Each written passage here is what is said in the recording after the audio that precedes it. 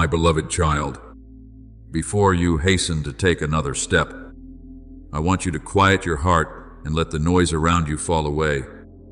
For there are moments that cannot be discerned through haste, but only received by a spirit that reverently listens.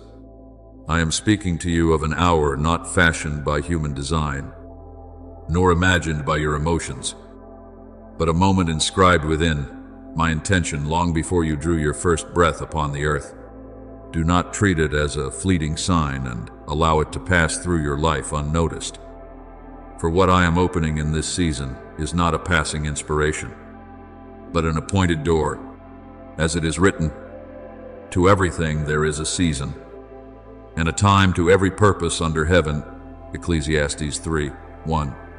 Therefore, what is coming upon you is not coincidence, but the meeting point between promise and timing, between what I have spoken and the day I have chosen to set it into motion.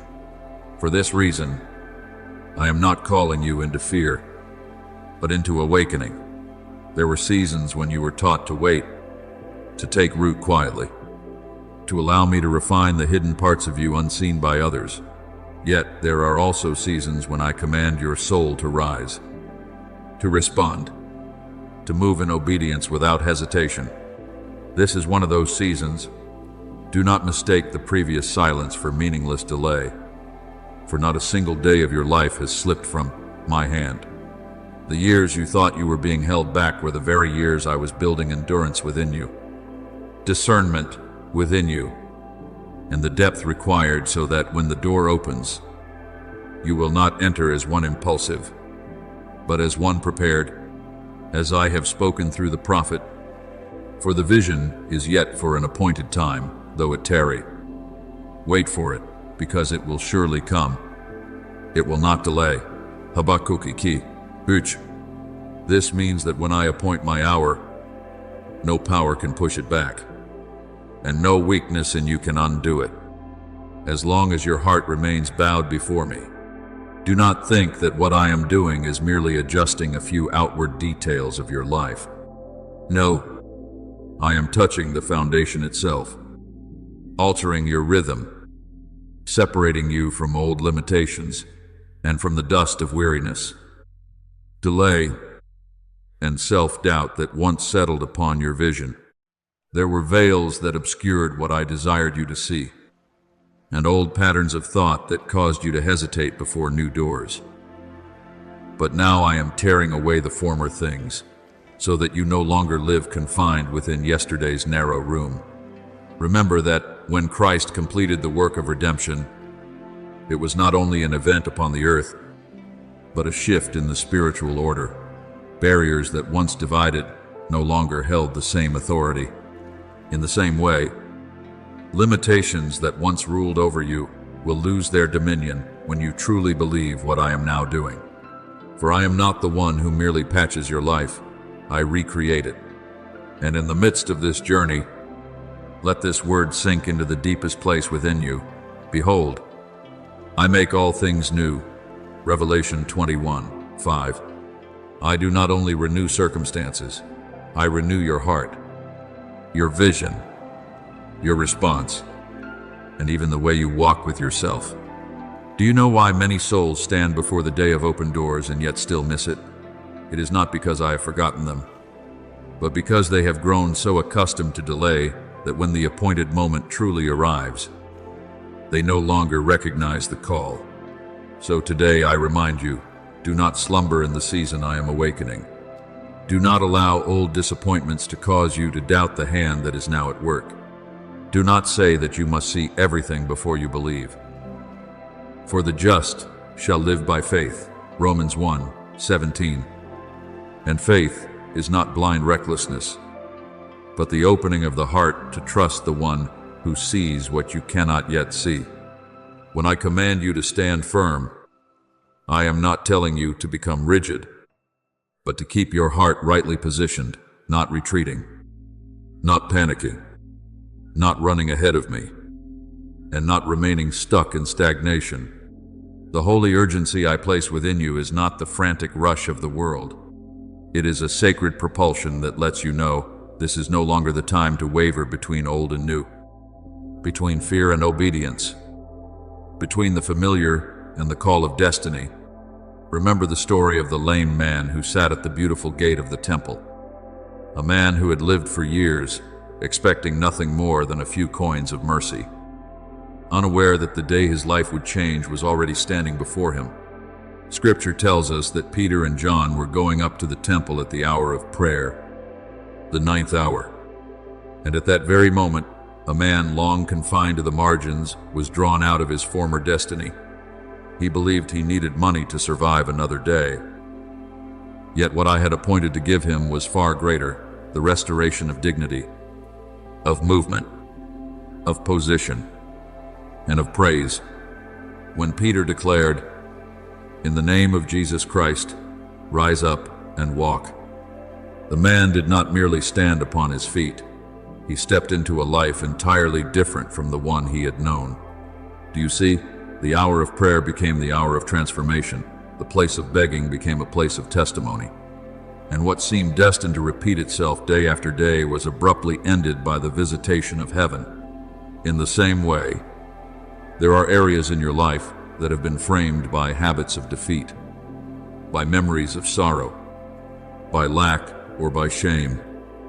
Yet in the moment I choose. One word from heaven is sufficient to break the old cycle and place you where you never imagined you could stand. Therefore, instead of continually asking whether you are worthy, ask your heart whether you are ready to respond. What I seek is not a flawless person, but a tender heart that trembles at my word and dares to move when I say move.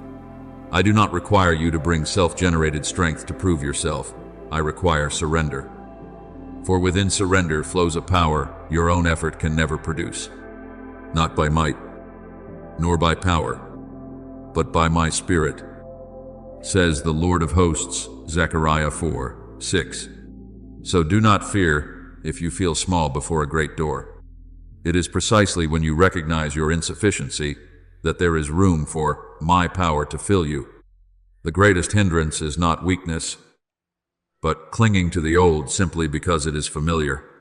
Yet, I am leading you out of what is familiar, not to confuse you, but to bring you into a place broader, higher, and brighter, where you no longer live merely to endure, but to fulfill what I have entrusted to you.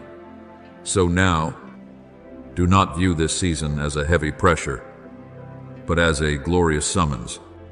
I am calling you into what is new, not with a heart trembling in anxiety, but with a spirit illuminated by the certainty that the one who promised is faithful. I am raising you from invisible ashes, breathing life into dreams you believed had fallen asleep, gathering the fragments of former years and building from them a testimony of my power. You will not enter tomorrow as the same person if today you allow my word to reach the deepest place within you. Stop calling yourself by the name of failure. Stop defining your life by doors that once closed. Stop living as one governed by the past. I have spoken, and my word does not return void. What I have appointed for you will blossom in its season, and from the deepest place within, I want you to hear this clearly. The hour of renewal has drawn near to you, not for you to stand and observe, but for you to step into. I am doing a new thing, and if you open your heart, you will not only see it, you will live within it. Beloved child, let your heart settle in gentle reverence, for I do not come to stir you with vague sounds, but to place within your soul a certainty that comes from my throne. There were seasons when you walked through fog, days when you thought the promise had been held somewhere far away, stretches of road so long that you believed time itself had turned its back on you. Yet I declare to you that none of those things has the authority to define your future any longer. What once drained you will no longer rule you. What once cast shadows over your sight will not obscure the light I am now kindling. I am the one who holds the appointed times of the seasons, and when my hand touches the clock of your life, no force in heaven, on earth, or beneath the earth can shut what I have determined to open. As it is written, "For I know the thoughts that I think toward you, thoughts of peace and not of evil, to give you a future and a hope." Jeremiah 29:11. Therefore do not interpret this season through the lens of old failures. See it through the eyes of faith. For I am not dragging you wearily into another phase. I am shifting you into a new orbit by my own authority. I want you to understand this deeply. When I appoint the time, you do not need to strain yourself to force the door open. For I am the one who has already gone before you and laid my hand upon the latch. Many grow weary throughout their lives because they assume every door must be opened by their own strength. But I have not called you into fruitless striving. I have called you into timely response. There is a vast difference between a restless soul and an obedient one. Restlessness drives you to run ahead of me until you collapse along the way. But obedience enables you to walk in my rhythm and witness the path opening precisely when it is needed. Therefore, I declare that this is not merely a shift in atmosphere around you, but a decree released over your journey, a decree that dry pathways be made clear, that the sluggish rhythm which once weighed down your years be broken, that the position which rightfully belongs to you no longer remain concealed, and that what I buried within you like seed rise from the soil and stand in the light. As it is written, I will go before you and make the crooked places straight. I will break in pieces the gates of bronze and cut the bars of iron. Isaiah 45:2. Do you see? I am not merely telling you to believe there will be a way. I am the one who creates the way. Therefore, you must no longer speak of your life as though you are still confined to an old chapter. I am closing seasons that lingered too long, periods when you did nothing but wait, question, and endure silence without answers. Not every delay was meaningless. For many times I used postponement to purify impatience, silence to deepen the roots of your faith, and unopened doors to teach you how to live without dependence on sight. Yet the hour comes when I will no longer leave you standing outside, because the preparation is sufficient, the foundation is complete, and your soul has learned what it needed to learn. From this moment forward, what once caused you to doubt will lose its voice. What once chained your thoughts to fear will dissolve like mist before the sun, and the limits you believed were destiny will reveal themselves as fragile walls before my breath. For with God nothing will be impossible. Luke 1:37. Do not measure my work by the scale of past experience, for I do not repeat your life in yesterday's circles. I am breaking that cycle to lead you into a straight line of purpose. Listen carefully, my beloved. When commands are issued from heaven, everything around them begins to align. When I say, it is time to open the way, what was stuck will begin to flow. When I declare acceleration, what once moved hesitantly will be drawn into a new cadence. When I call you into position, you need not compete to be seen, for my own light will establish you where you belong. When I touch what has been hidden, the truth I planted within you will no longer remain dormant.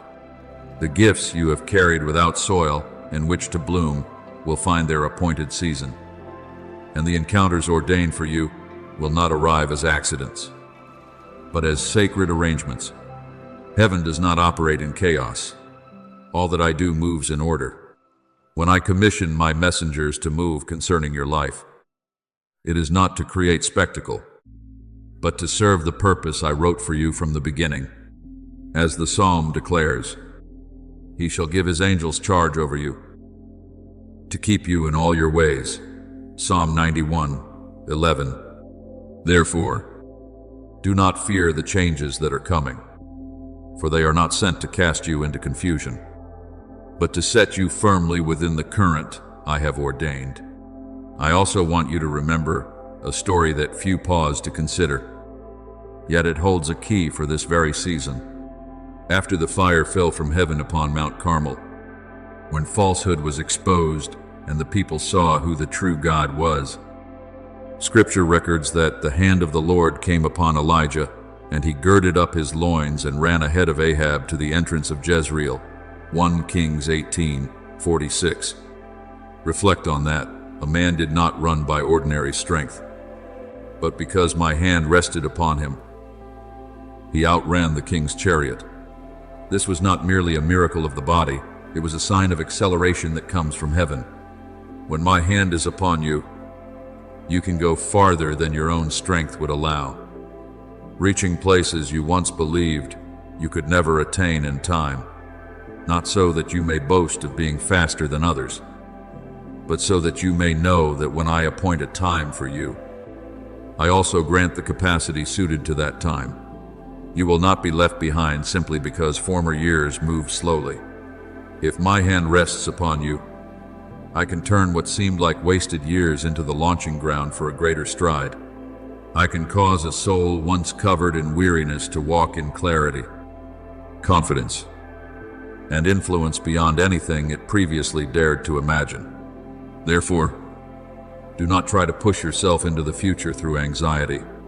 Do not turn my calling into a burden upon your shoulders. I am not asking you to break down doors by your own force. I am asking you to remain close enough to me to recognize the moment I open them.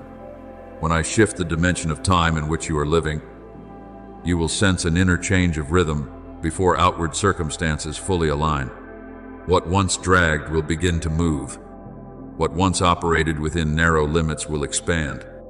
Your reach will no longer be confined to familiar circles, for I am widening the radius of your influence farther, deeper, broader, not to exalt you, but so that my purpose may extend into places it has not yet touched. Enlarge the place of your tent. Do not hold back. Isaiah 54:2.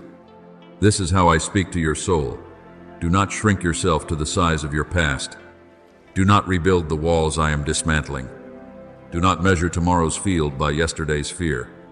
So, my beloved, step into this hour with the solemn awareness of one standing before a decree, not a passing emotion. I am bringing you to a turning point in a portion of your life long unopened. And from that point, many things will shift. What was hidden will be revealed. What lay dormant will awaken. What belonged to you but had not yet arrived in its proper time will begin to find its way to you in my order. Guard your heart from bitterness, for bitterness clouds vision when doors open. Guard your mind from chaos, for chaos causes you to miss heaven's signal. Stand in peace, for peace is fertile ground where my commands take root. As the Lord has spoken, behold, I will do a new thing. Now it shall spring forth. Shall you not know it? Isaiah 43:19. I am doing that very thing in your life, not in some distant, undefined future, but in the season I have appointed. Your part is not to prove yourself worthy, but to believe, receive, and step rightly. My part is to open, to lead, to uphold, and to complete. Therefore lift up your head, my beloved child, for the season of restraint is closing, and the season opened by my hand is beginning to speak over your life. My beloved child, let your soul grow still before me, and receive this as a seed of light planted in the deepest place within you. I am not merely altering the circumstances around you, I am positioning you where you belong within the greater design of heaven. Yet you must understand clearly, the place I appoint for you is not a seat of comfort, nor a stage upon which pride is stroked by the applause of men. It is a sacred standing, a strategic placement within the flow of my purpose for an entire generation. Some believe that when I elevate them, it means being displayed in the light for all to see. But often the most precious gift I give is not exposure, but placement. I do not raise you to become the center. I set you in position so that my will may be fulfilled through your life. As it is written, for we are his workmanship, created in Christ Jesus for good works, which God prepared beforehand that we should walk in them. Ephesians 2:10. Therefore do not look at your new role through the lens of the flesh, as though it were merely a change in function or circumstance. See it as a divine commissioning, where each step you take begins to carry weight beyond your personal story. I want you to know that what I initiate within you at the appointed hour will not end at the boundary of personal emotion or immediate benefit. There are commissions that, once opened, will touch people you have never met, territories you have never walked, and generations you will never physically see. In my sight, your life is not a fragment that drifts by and disappears. It is a link within a long chain of purpose. There are words I speak over one person whose echo resounds for years, like a small seed sown that later produces a harvest, feeding many who come after. For this reason, what I am doing is not small. I am not merely turning you to a new page. I am inscribing a chapter whose influence stretches farther than you presently comprehend. As I declared to Abraham, in you all the families of the earth shall be blessed. Genesis 12:3. A life that truly walks in obedience never touches only itself. When you stand in the position I have appointed, blessing does not stop with you. It flows outward and becomes a pathway through which others find light. So do not be alarmed when you sense something shifting within you, as though the old rhythm of life no longer fits your soul. This is not a sign of chaos, it is a change of current. When a river alters its course by the hand of its creator, old banks tremble, familiar ground cracks, and former pathways no longer appear the same. Yet this does not mean everything is collapsing. Often what you call instability is evidence that I am drawing you out of a place too narrow for your new assignment. Do not fear the acceleration that is coming, for it is not the pressure of the world demanding that you run to keep up. It is the wind of my spirit lifting your steps so that you move at the pace of the new season.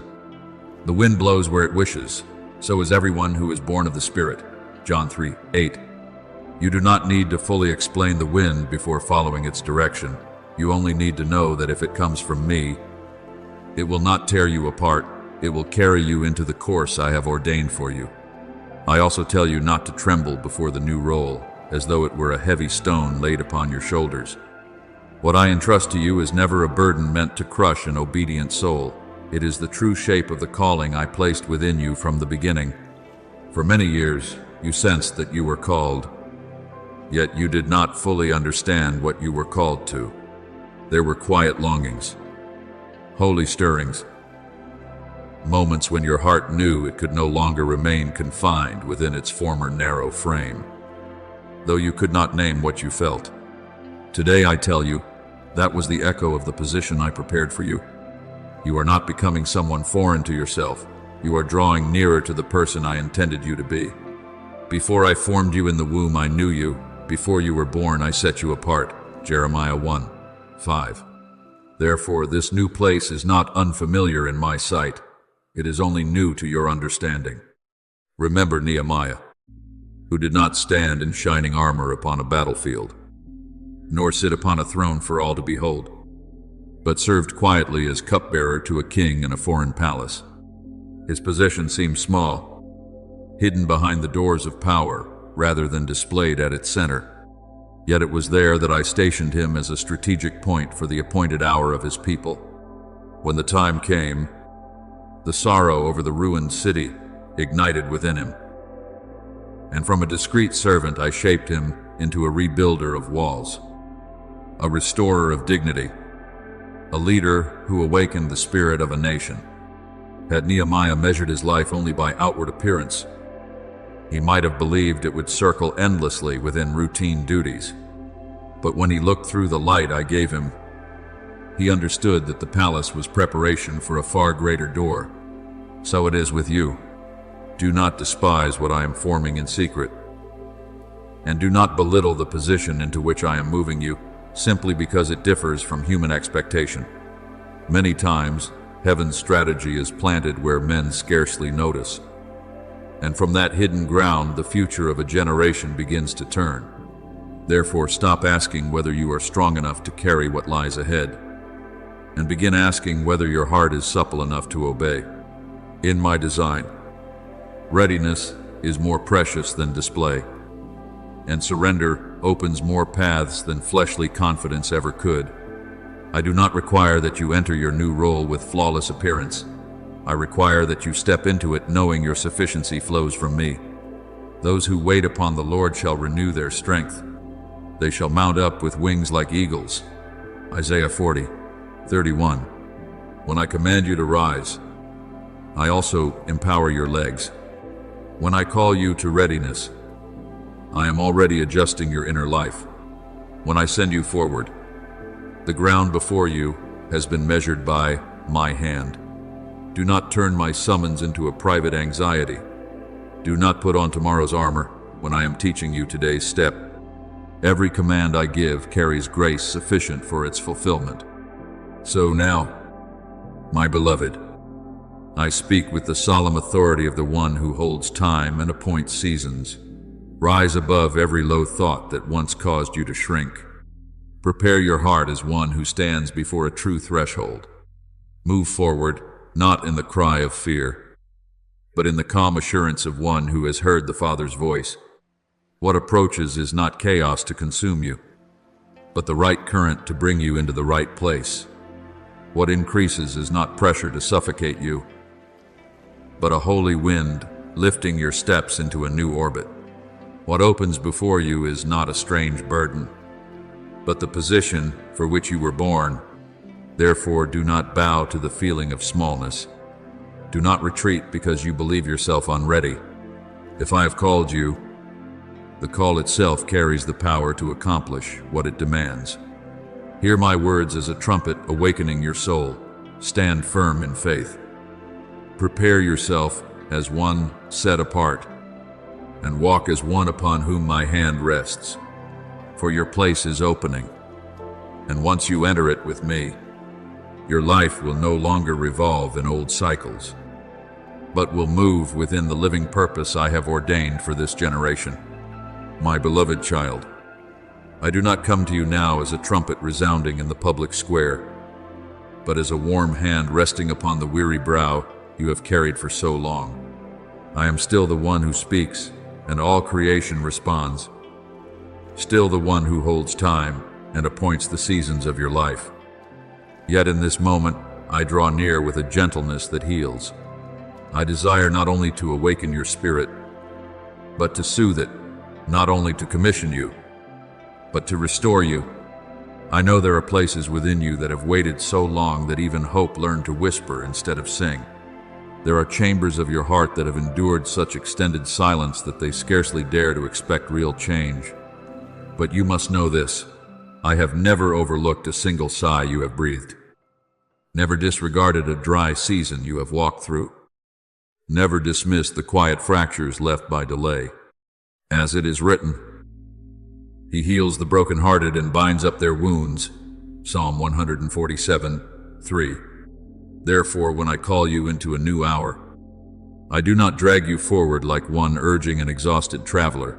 I touch you like cool water flowing over cracked ground, so that before blossoms appear, your soul may drink deeply of my tenderness.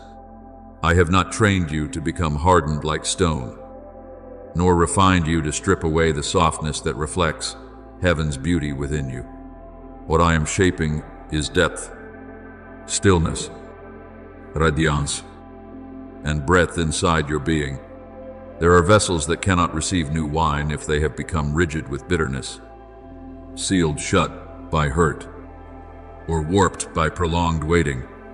I care not only about what I will place in your hands, but about the condition of your heart when you receive it. There have been days when I did not hurry to open a door because I was still widening the interior space of your spirit.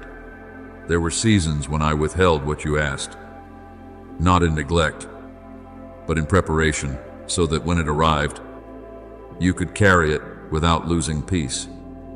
Walk in it without shattering under pressure. Hold it with humility and maturity. Remember this word: a bruised reed he will not break, and a smoldering wick He will not snuff out, Isaiah 42:3. That is how I deal with you. I do not approach your fragile places to condemn them, I come to lift them. I do not touch your wounds to deepen the pain, I breathe new life into them, so that where there were cracks, light will begin to shine through. So do not fear the subtle movement you sense within. Not every change from heaven begins with thunder. Sometimes it comes like the first breeze of a new season brushing across a dry field, quiet, yet enough for the earth to know the old season is ending. Sometimes it arrives like the soft light of late afternoon pouring through a window, not harsh, yet sufficient to redraw the shape of the room. Sometimes it is like water threading through stone, so gentle one might call it small, yet persistent enough to carve a passage where none seemed possible. Understand this: my power is not revealed only in dramatic upheaval. It is also revealed in gentleness that can redirect a soul. When Elijah stood upon Horeb, the great wind that tore the mountains was not where I manifested myself. The earthquake was not my chosen sign. The fire was not my final declaration. After them came a still small voice, 1 Kings 19:12. And there I made myself known. That story is not merely for remembrance. It is a key for this hour. After the storms you have carried within, I do not need to arrive with another shaking. I may come with a voice quiet enough not to crush you, yet authoritative enough to rebuild your entire life from the inside out. I know there have been times when you wondered why you still feel weary, even though you believe. Why you still ache, even though you pray. Why your heart sometimes feels dry, even while you strive to remain faithful. Do not be ashamed of that. A tired soul is not a failed soul.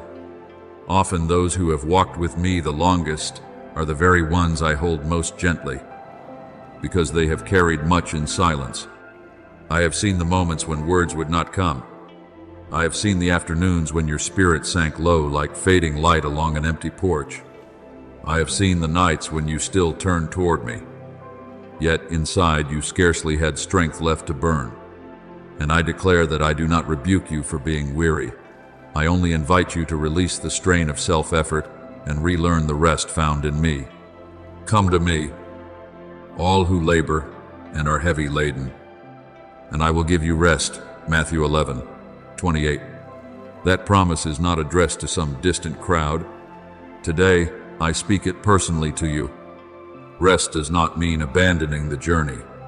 Rest means allowing your heart to cease its panic, your breath to slow, your soul to remember that I am the source, and you are not required to rescue yourself from every delayed season. For this reason, when I speak of the appointed time set over your life, I do not want you to imagine it as a whirlwind hurling you into new pressure. This is also the hour in which I heal the way you enter your future.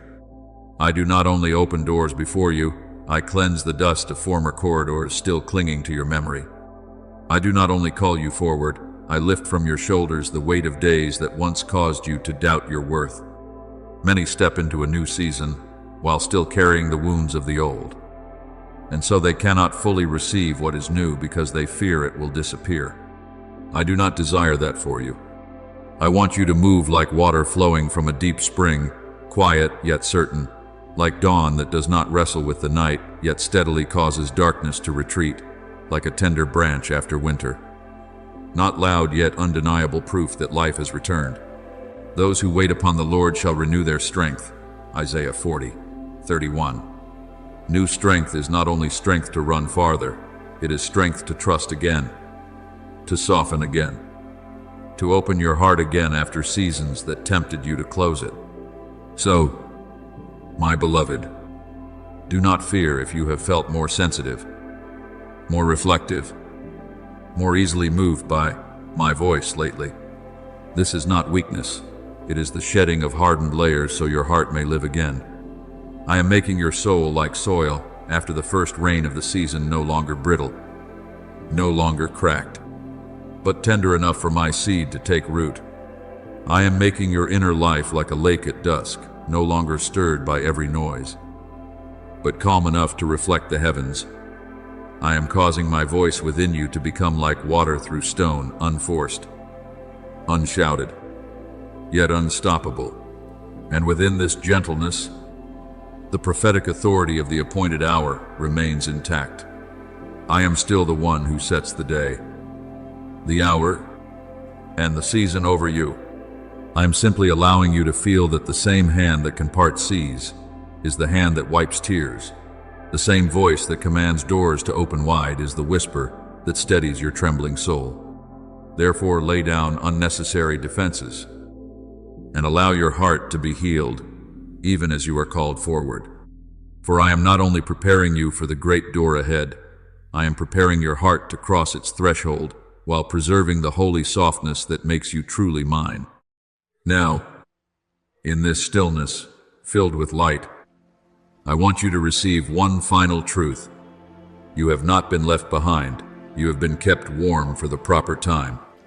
You were not forgotten in the waiting. You were being deepened to hold something greater. You were not destined to remain dry.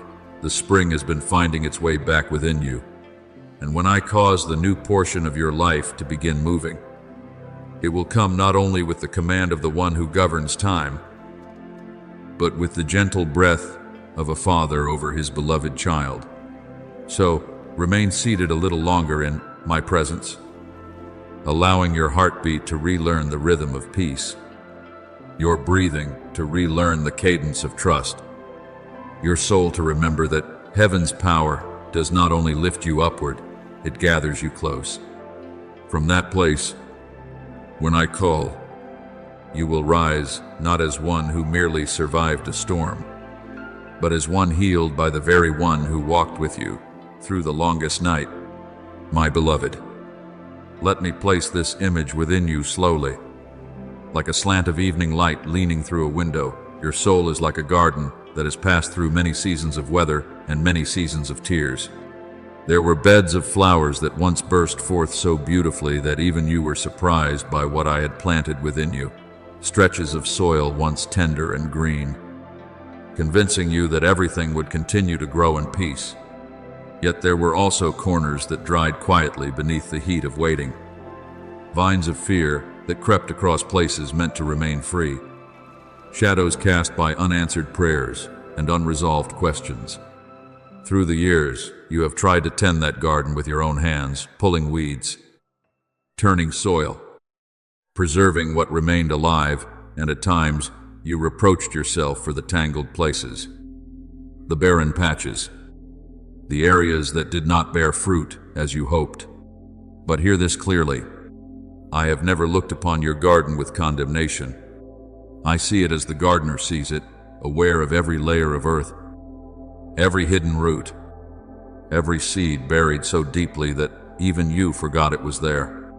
As it is written, I, the Lord, keep it. I water it continually, lest any hurt it. I keep it night and day. Isaiah 27:3. Even when you believed you were tending a solitary field, not one night did I turn my gaze away from the soil of your soul.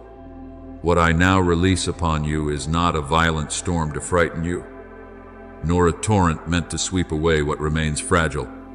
It is like a gentle rain arriving at the appointed hour, falling without harm, yet penetrating deeply and steadily enough to awaken what lies dormant beneath. Some miracles come with thunder that shakes mountains, but others arrive like quiet rain, soaking into the ground through the night. And only at dawn does one realize the field has changed. The 9th hour I have set over your life carries that same gentleness. It does not push you into fear, it softens the ground of your heart. It does not overwhelm you, it moves into the unseen roots beneath the surface. It does not force life to erupt with noise, it whispers to the seed that it is time to awaken. As I have spoken, I will pour water on the thirsty land, and streams on the dry ground. Isaiah 44:3. This promise is not only for deserts beyond you, but for those inner places once cracked by long waiting. I do not condemn those dry regions. I water them. I do not recoil from the tangled memories and fears. I untangle them with the patient hand of a father. I do not turn away from the heavy portions within you. I bend down to lift them. For what I do is not driven by the clamor of circumstance, but by the right timing of love and the unfolding of my design. Do you know why at times you feel most exhausted?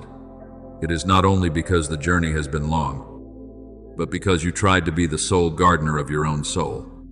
You examined every leaf, worried over every sprout, grieved each withered branch, and concluded that if some corner failed to bloom, you must have failed as well. Yet I never placed upon you the burden of saving the entire garden within. I simply invited you to open the gate and let me enter. There are roots buried too deep for your hands to reach, stones lodged too firmly for your strength to lift, seeds you assumed were dead that you do not possess the power to revive. Only I can do these things. Only I know when to prune and when to leave untouched, when to water and when to wait, when to summon spring and when to allow winter its work.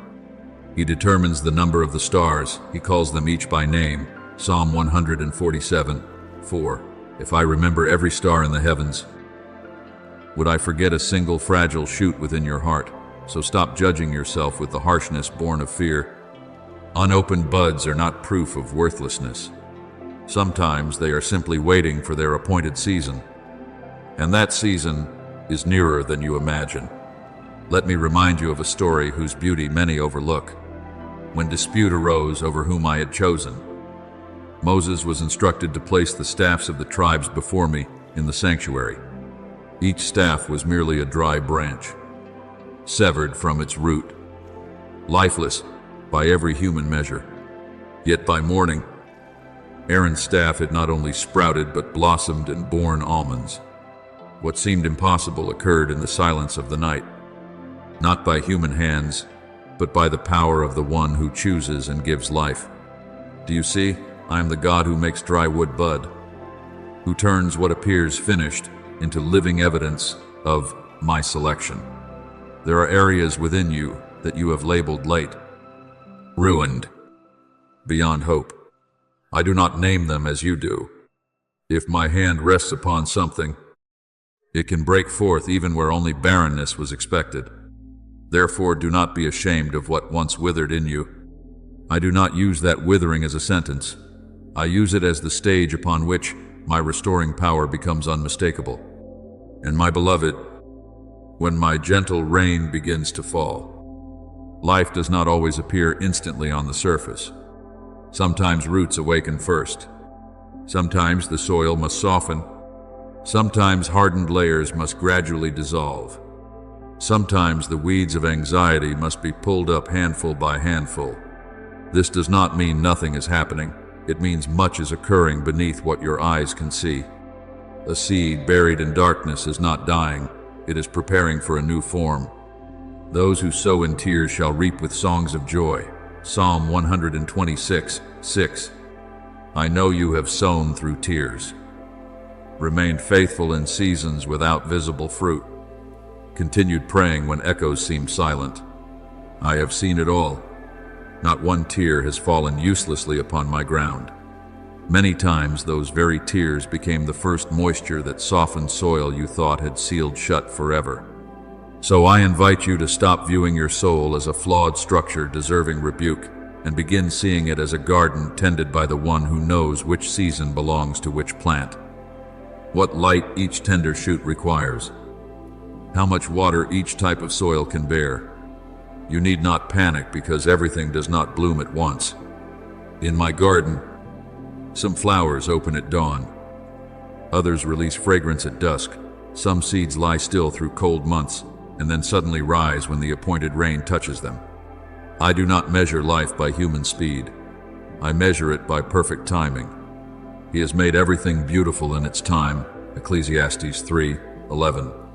That is not a vague comfort, but the rhythm of my work. What I am doing within you is neither delayed nor late. It is unfolding according to heaven's clock, and because it is rightly timed, it does not need noise to prove its importance. So now, breathe more slowly and allow your heart to rest in this truth. I do not come into your garden searching for new reasons to accuse you. I come to water it. I come to trim away vines that never belonged to you. I come to lift branches that have grown heavy. I come to summon light into corners long forgotten. I come to whisper to fragile roots that they have never been abandoned beneath the soil. And when you sense within yourself a softening, a quiet warmth, a slender yet real thread of hope, do not dismiss it. That may be the rain I promised. That may be the moment when seeds you believed had no future begin to stir in silence. Let me tend the rest. Let me be the gardener of your soul once more. Then you will see. What was dry will grow moist again. What was tangled will open. What was heavy will grow lighter. And your entire garden will be changed not by a violent storm, but by my timely gentleness, the gentleness that carries power strong enough to awaken what has long slept. My beloved, I want you now to look back over the path you have walked, not through the weary eyes shaped by unanswered days, but through the light of truth, gradually covering every former season. There were years when you stood and saw no movement beneath your feet, prayed and heard no door swing open, held integrity while everything around you seemed slower than you desired. Many times you carried unspoken questions. Does heaven truly see me? Is this quiet perseverance remembered? Will the tears hidden behind my smile ever be touched? And I speak to you with the tenderness of a father who knows every tremor within your heart. Not one day have my eyes departed from you. As it is written, the eyes of the Lord are upon the righteous, and his ears are open to their cry. Psalm 34:15. You were never lost in the crowd of the world, never swallowed by the shifting tides of time, never set aside at the edge of my purpose.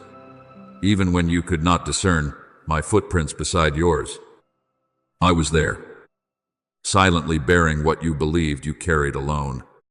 I know there were seasons when you walked as one navigating through early morning mist, each decision heavy, every turning weighted with fear of choosing wrongly, straying from the path, or spoiling something sacred. There were nights when you lay still, while inside you felt like a sky thick with unfallen rain, emotions gathering without forming complete prayers. There were moments when you felt so small that your inner voice seemed to dissolve into vast emptiness, unheard and unseen. But let this truth settle into the most wounded places within you. I do not measure you by outward composure. I look into the hidden chambers of your heart. Man looks at the outward appearance, but the Lord looks at the heart. 1 Samuel 16:7. I have witnessed the battles no one else knew. I have seen your faithfulness on days without applause. I have watched you continue stepping forward when strength was thin. Before me, that is not small. Many remain steady only while light shines upon them. But you have learned to stand when promise alone illuminated your path. Therefore, when I say that you are ready, I do not speak as the world speaks. I do not declare you ready because you no longer tremble, no longer fear, no longer carry places that still require healing. I do not wait for you to become flawless before naming a new season over your life. If I used only those who never shake, very few would be chosen. If I opened doors only for those who consider themselves complete, grace would no longer be grace. I call you ready because through seasons you did not understand. You did not release my hand. I call you ready because when you might have closed yourself off, you chose to remain tender instead of hardened. I call you ready because you have learned a lesson that many strong in the flesh never learn, the lesson of being led. As it is written, God resists the proud, but gives grace to the humble. James 4:6. It is this softness, not outward certainty, that makes fertile soil for what I am about to plant. Hard ground may preserve its surface, but it cannot receive seed. Soil softened by rain opens to welcome life. Remember Hagar in the wilderness. driven into a place without visible path, carrying her child in the bitterness of one who felt pushed outside a greater story. That desert held nothing but sun, sand, and the limits of human strength. She laid her son down and withdrew a distance, unable to watch what she feared would come.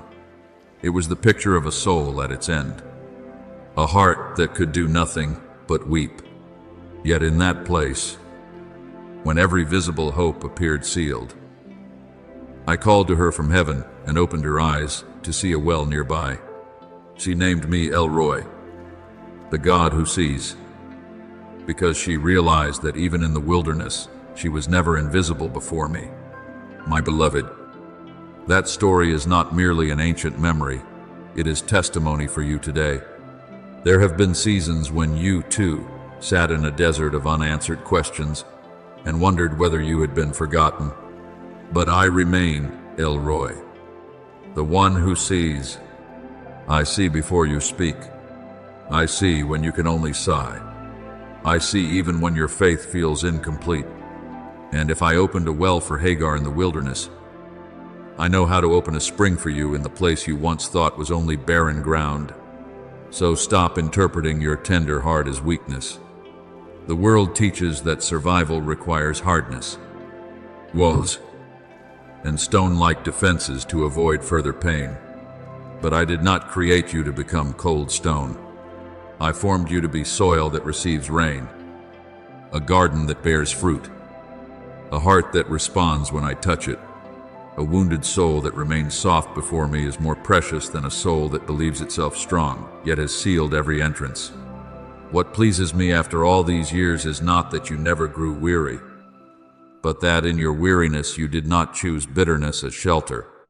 I call you ready not because you understand everything, but because you still allow me to teach you. Blessed are the meek, for they shall inherit the earth. Matthew 5:5. The meek are not weak and undefined. They are those strong enough to place their strength under my direction. And you, through many fractures yet refusing to close your heart, are stepping into that very beauty. So the new season I am opening does not require you to enter wearing armor forged from artificial perfection. I do not need you to prove your worth through achievements, polished appearances, or an image without blemish. I call you to step forward with the honesty of one who has been formed through silence, through waiting, through nights no one else understood. Those seasons were not wasted. They sent your roots deeper. They trained your eyes to look beyond surfaces and to discern my presence. They taught you that true strength is not found in gripping everything tightly, but in being held by me. God is not unjust to forget your work and the love you have shown for his name. Hebrews 6:10. Not one faithful year has been misplaced in heaven's record. Not one trembling step you took in obedience has gone unnoticed. I have gathered every seed of surrender, every tear of endurance, every imperfect yet sincere prayer, and I am weaving them into the next unfolding of your life. Now, my beloved, let your heart rest in this assurance. You have been prepared not by the harsh standards of fear, but by my gentle and profound design. I have not only seen what you endured, I have seen who you became through it. You do not enter this new season carrying only scars. You step in with depth, with a softened spirit, with eyes trained to seek me in darkness, with a heart that understands that sometimes the greatest strength is remaining tender in a world that urges you to harden. So do not hesitate when I call you forward. Do not shrink back when I invite you to receive what is new. That softness within you is the most fertile soil for the rain I am releasing. The places once wounded yet not turned to stone will be the very ground where new growth rises quickest. Lift your head, my beloved, for I have seen you, guarded you, prepared you, and now, with a father's love and the precision of the one who appoints seasons, I tell you, you are ready to bloom in the time I have ordained. And now, I want you to see yourself through another image, not to trouble you, but to reveal how I am working in your life.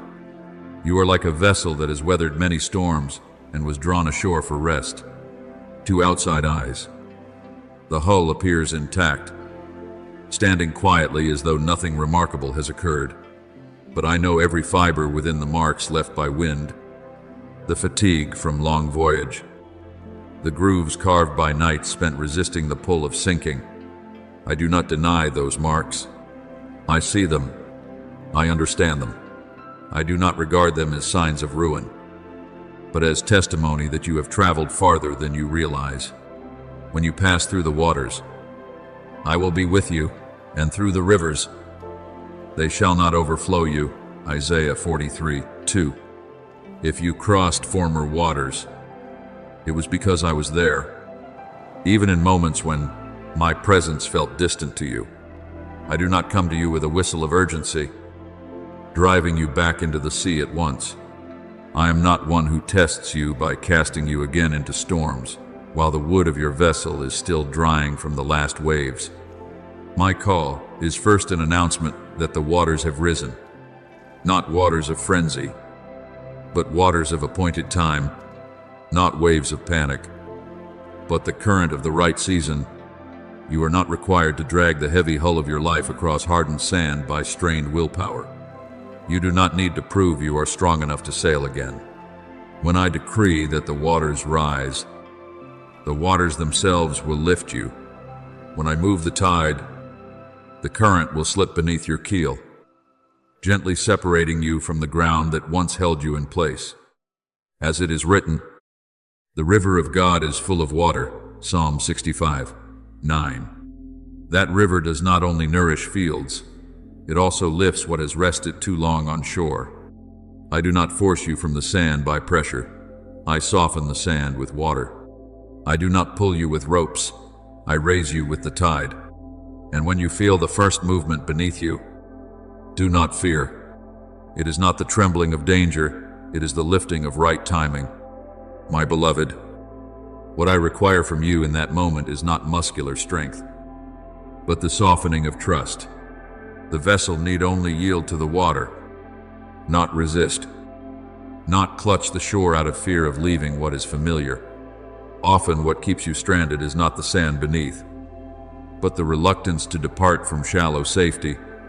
I declare that the old shallow waters are no longer your portion. You have remained there long enough. You have learned what was necessary. You have rested until the inner beams were strengthened by my presence. Now, as the waters rise, I do not call you to run, I call you to believe. Be still and know that I am God, Psalm 46:10. That stillness is not passivity. It is the posture of a soul aware it is being lifted, not pushed. When the water touches the base of your vessel, you will sense an elevation not generated by your own effort. That is how I move you into new positioning, not by coercion, but by support, not by shouting, but by the quiet motion of authority. Understand this clearly. The acceleration I bring does not resemble the kind that causes hearts to race in alarm. The world's acceleration demands that you outrun your strength, juggle endlessly, prove your worth, prevent everything from collapsing. My acceleration is like dawn spreading across a field. The sun does not shout for crops to grow, it simply shines, and growth unfolds in proper rhythm. When I accelerate your life, you will not feel shoved. You will feel relieved of unseen weight. As it is written, my yoke is easy and my burden is light, Matthew 11:30. If what you believe comes from me leaves you breathless with strain, you have mistaken my rhythm. For when I open many things at once, I also enlarge your heart to contain them without fracture. When I place multiple opportunities before you, I also infuse peace within you so that you may step without confusion. You will recognize heaven's acceleration by signs, unlike worldly pressure. You will walk more, yet not feel drained. You will accomplish more, yet retain inner rest. You will receive more, yet not be overwhelmed by responsibility. This will not occur because you have suddenly become extraordinary, but because you are no longer relying on yourself alone, not by might nor by power, but by my Spirit, says the Lord. Zechariah 4-6. When my breath moves through you, it does not exhaust you, it lightens you. Just as a vessel once afloat no longer drags against sand but is carried by the current beneath, so friction decreases and weight is distributed. You remain the same vessel, yet the environment has changed. It is this new environment, an atmosphere of grace and right timing, that makes movement feel natural again. If at times you feel unsettled because several doors open at once, do not assume you are about to be swept into disorder. Remember the disciples who fished all night and caught nothing, yet at my word, cast their nets once more. The catch was so abundant the nets nearly tore. That was acceleration born of timing, not of their previous striving. They did not change their skill, they changed the voice they obeyed. In the same way, when I say the waters have risen, you need not alter your nature, you need only yield to my rhythm. At the appointed hour, emptiness can turn to abundance in a single moment. So, my beloved, cease dragging yourself across the sand with weary determination. Stop interpreting the scars along your hull as proof that you can no longer sail. Those marks are not weakness, they are the record of survival and growth. I, who was with you in every surge of past waves, now tell you, the water has risen enough to carry you. You do not push yourself into the sea, I bring you. You do not force acceleration, I release light that causes all things to unfold in proper cadence. Keep your heart soft, like wood sensing the touch of water beneath it. Trust the unseen lift supporting you, and allow me to complete the rest. When you enter acceleration born of my breath, you will no longer live by strain but by support. That is how I lead you into your place gently, firmly, at the right time, and in peace. My beloved, I now seal this commissioning not as a fleeting echo, but as an imprint upon your soul. The hour has come for you to step into your inheritance, not an identity you manufactured, not a position you fought to secure, but the portion written into your story before time began its counting. Do not look back as Lot's wife did toward what was left behind and become frozen between past and promise. For the past is no longer your ground. Do not allow former limitations to continue naming you. Do not shrink your spirit to fit a season I have closed. Those who are led by the Spirit of God are sons of God, and if children, then heirs. Romans 8:14. See, you are not surviving scraps. You are entrusted with a portion. Understand this clearly. Inheritance is not privilege for display, but stewardship for purpose. When I say you were born to stand in your appointed place, I do not speak of worldly rank, but of precision within. My design, some lie beneath their calling because they hesitate to receive what I have placed within them.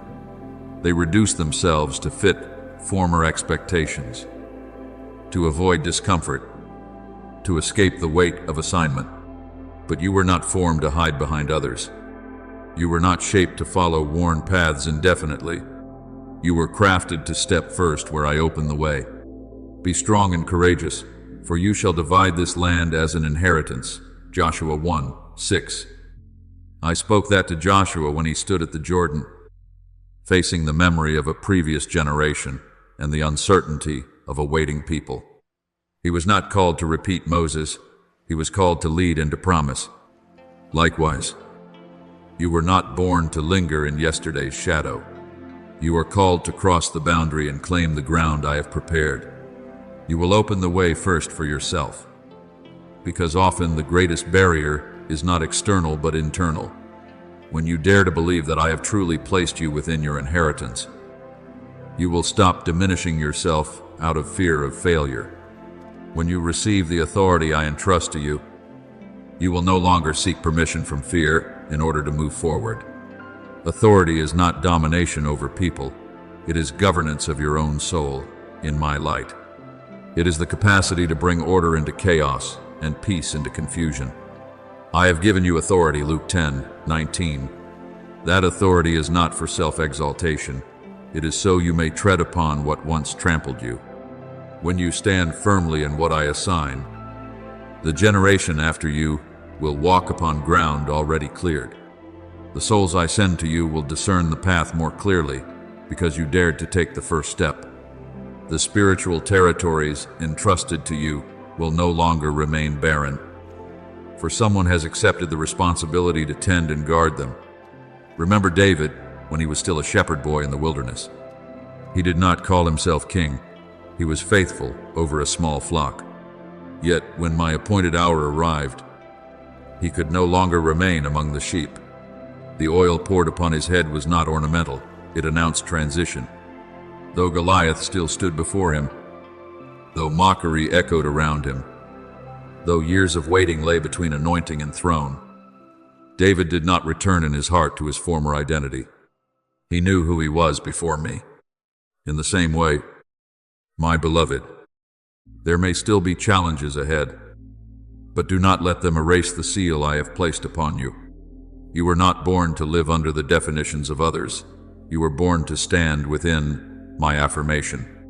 Therefore I speak decisively, without hesitation or half measure, my child, rise. Rise from the whispers of inadequacy that once visited you at night. Rise from memories of moments when you believed you were not enough. Rise from comparisons that made you smaller than you are.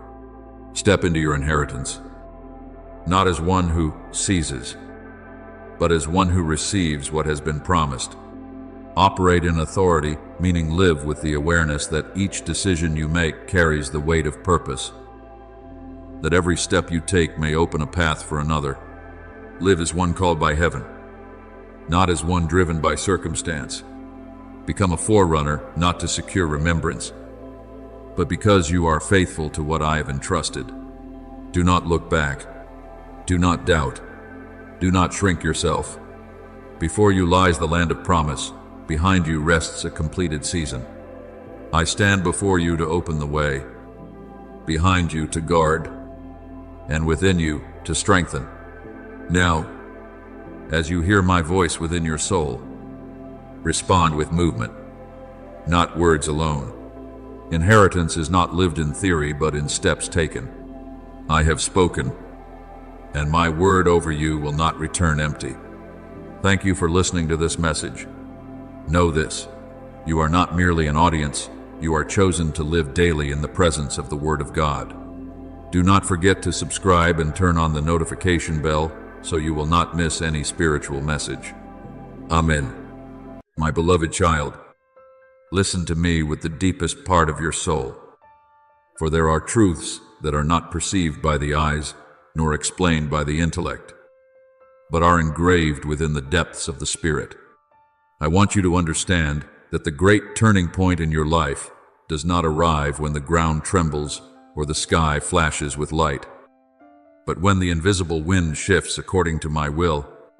There are moments that carry no sound, no trumpet blast, no radiant sign, yet they quietly open a new era.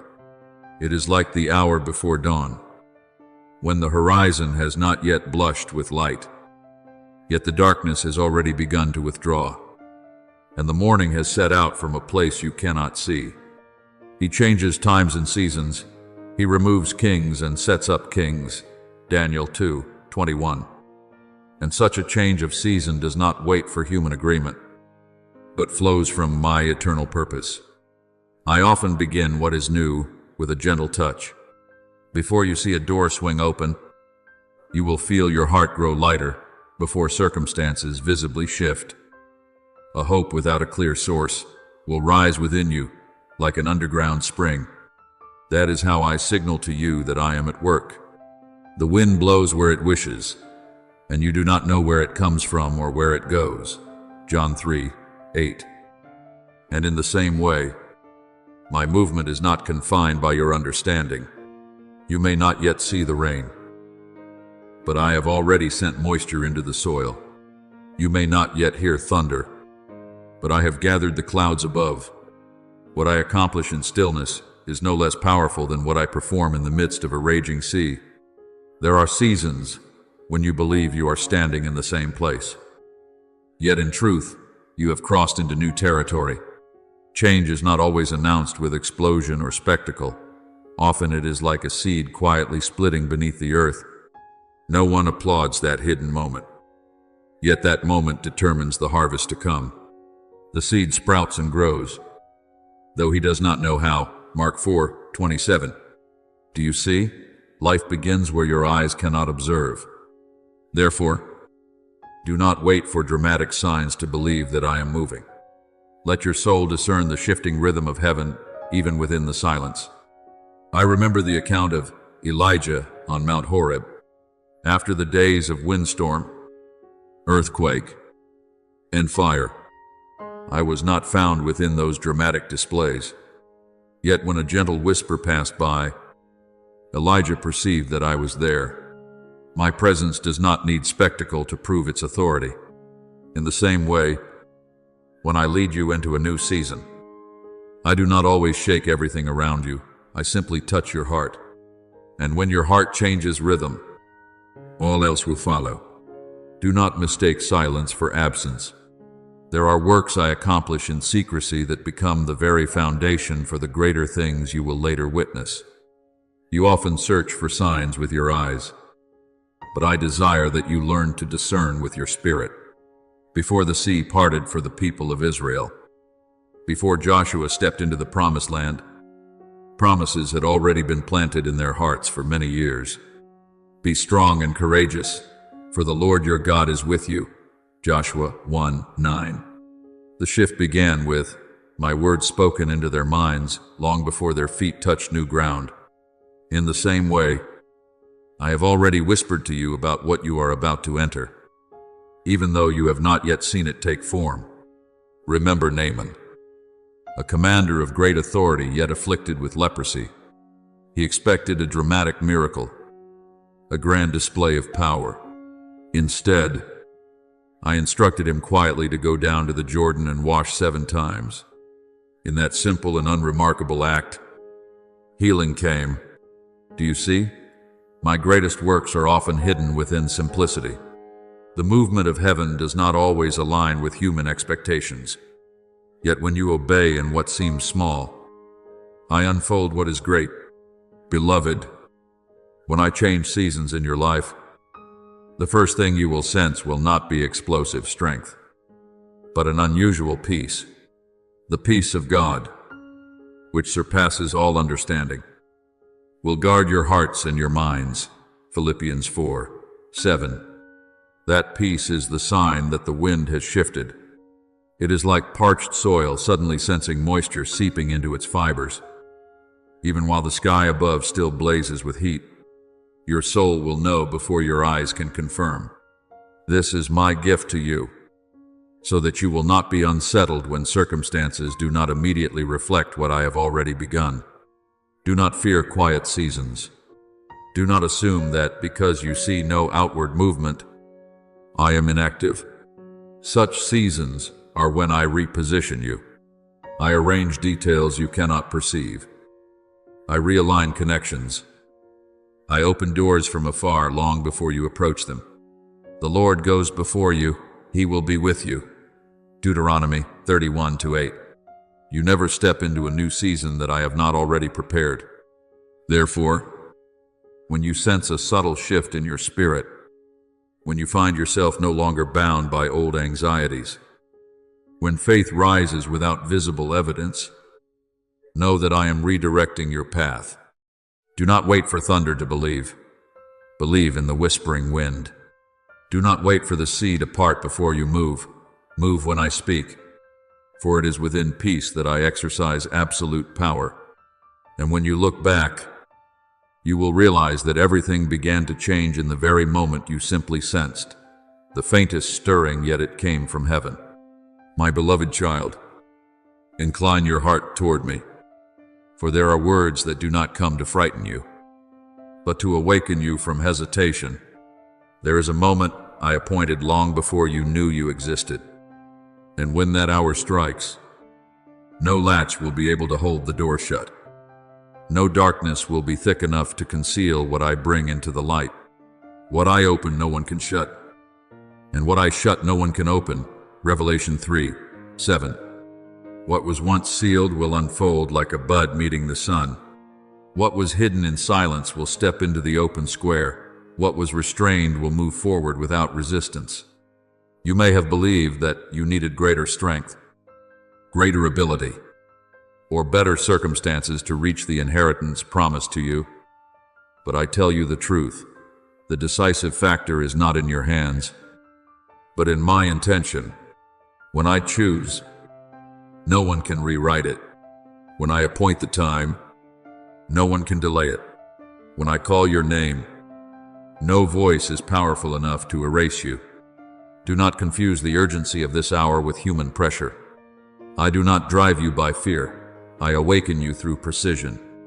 Like a watchman on the city wall who sees the first light touch the mountain peak and knows the night is over while the city still sleeps. I see your dawn before you recognize it. The righteous will shine out like the dawn, and their salvation like a blazing torch. Isaiah 62:1. Therefore, do not step back. Do not withdraw. Do not slow yourself down. Stand as one who has received a command from heaven. Open your heart as one entrusted with a portion. Move forward as one who has already touched the light. This resolve does not arise from your striving, but from the season having shifted according to my will. You once thought you were not ready. You looked at what you lacked and questioned whether you were sufficient to carry what I promised. But I ask you, who placed the calling upon you? Who inscribed your name within the design? You did not choose me, but I chose you and appointed you. John 15:16. My choosing is not based on your performance, nor shaken by the weaknesses you have known. I do not wait for you to be flawless before granting authority. I grant authority so that you may grow into fullness within me.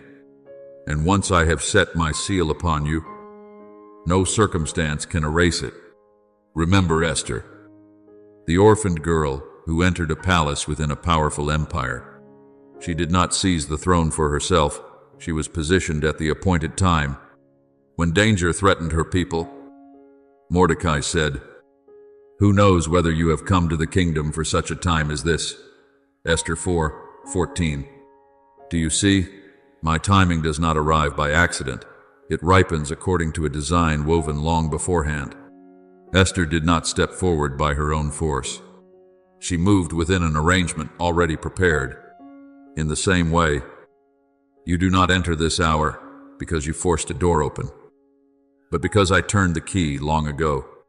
When I determine the moment, the setting shifts, and the one who once seemed small becomes an instrument for something greater than they imagined. I tell you this, on the day I have appointed, the heavens do not remain still. What is unseen begins to move. The angel of the Lord encamps around those who fear him and delivers them. Psalm 34:7. You are not alone as you step across a new threshold. The forces I commission operate with greater clarity and directness, guiding you to the right place, the right people, the right position. This is not a distant promise or a vague possibility. It is the present moment arriving. When I declare that the hour has come, currents shift, winds change direction, and you yourself are repositioned. Yet I also remind you, do not walk as one who hesitates. Do not cling to what I have told you to release. Do not doubt what I have already confirmed. Delay is no longer your portion, for the season of delay has closed. What once blocked your path will dissolve like mist before the rising sun. The Lord will fight for you. You need only to be still.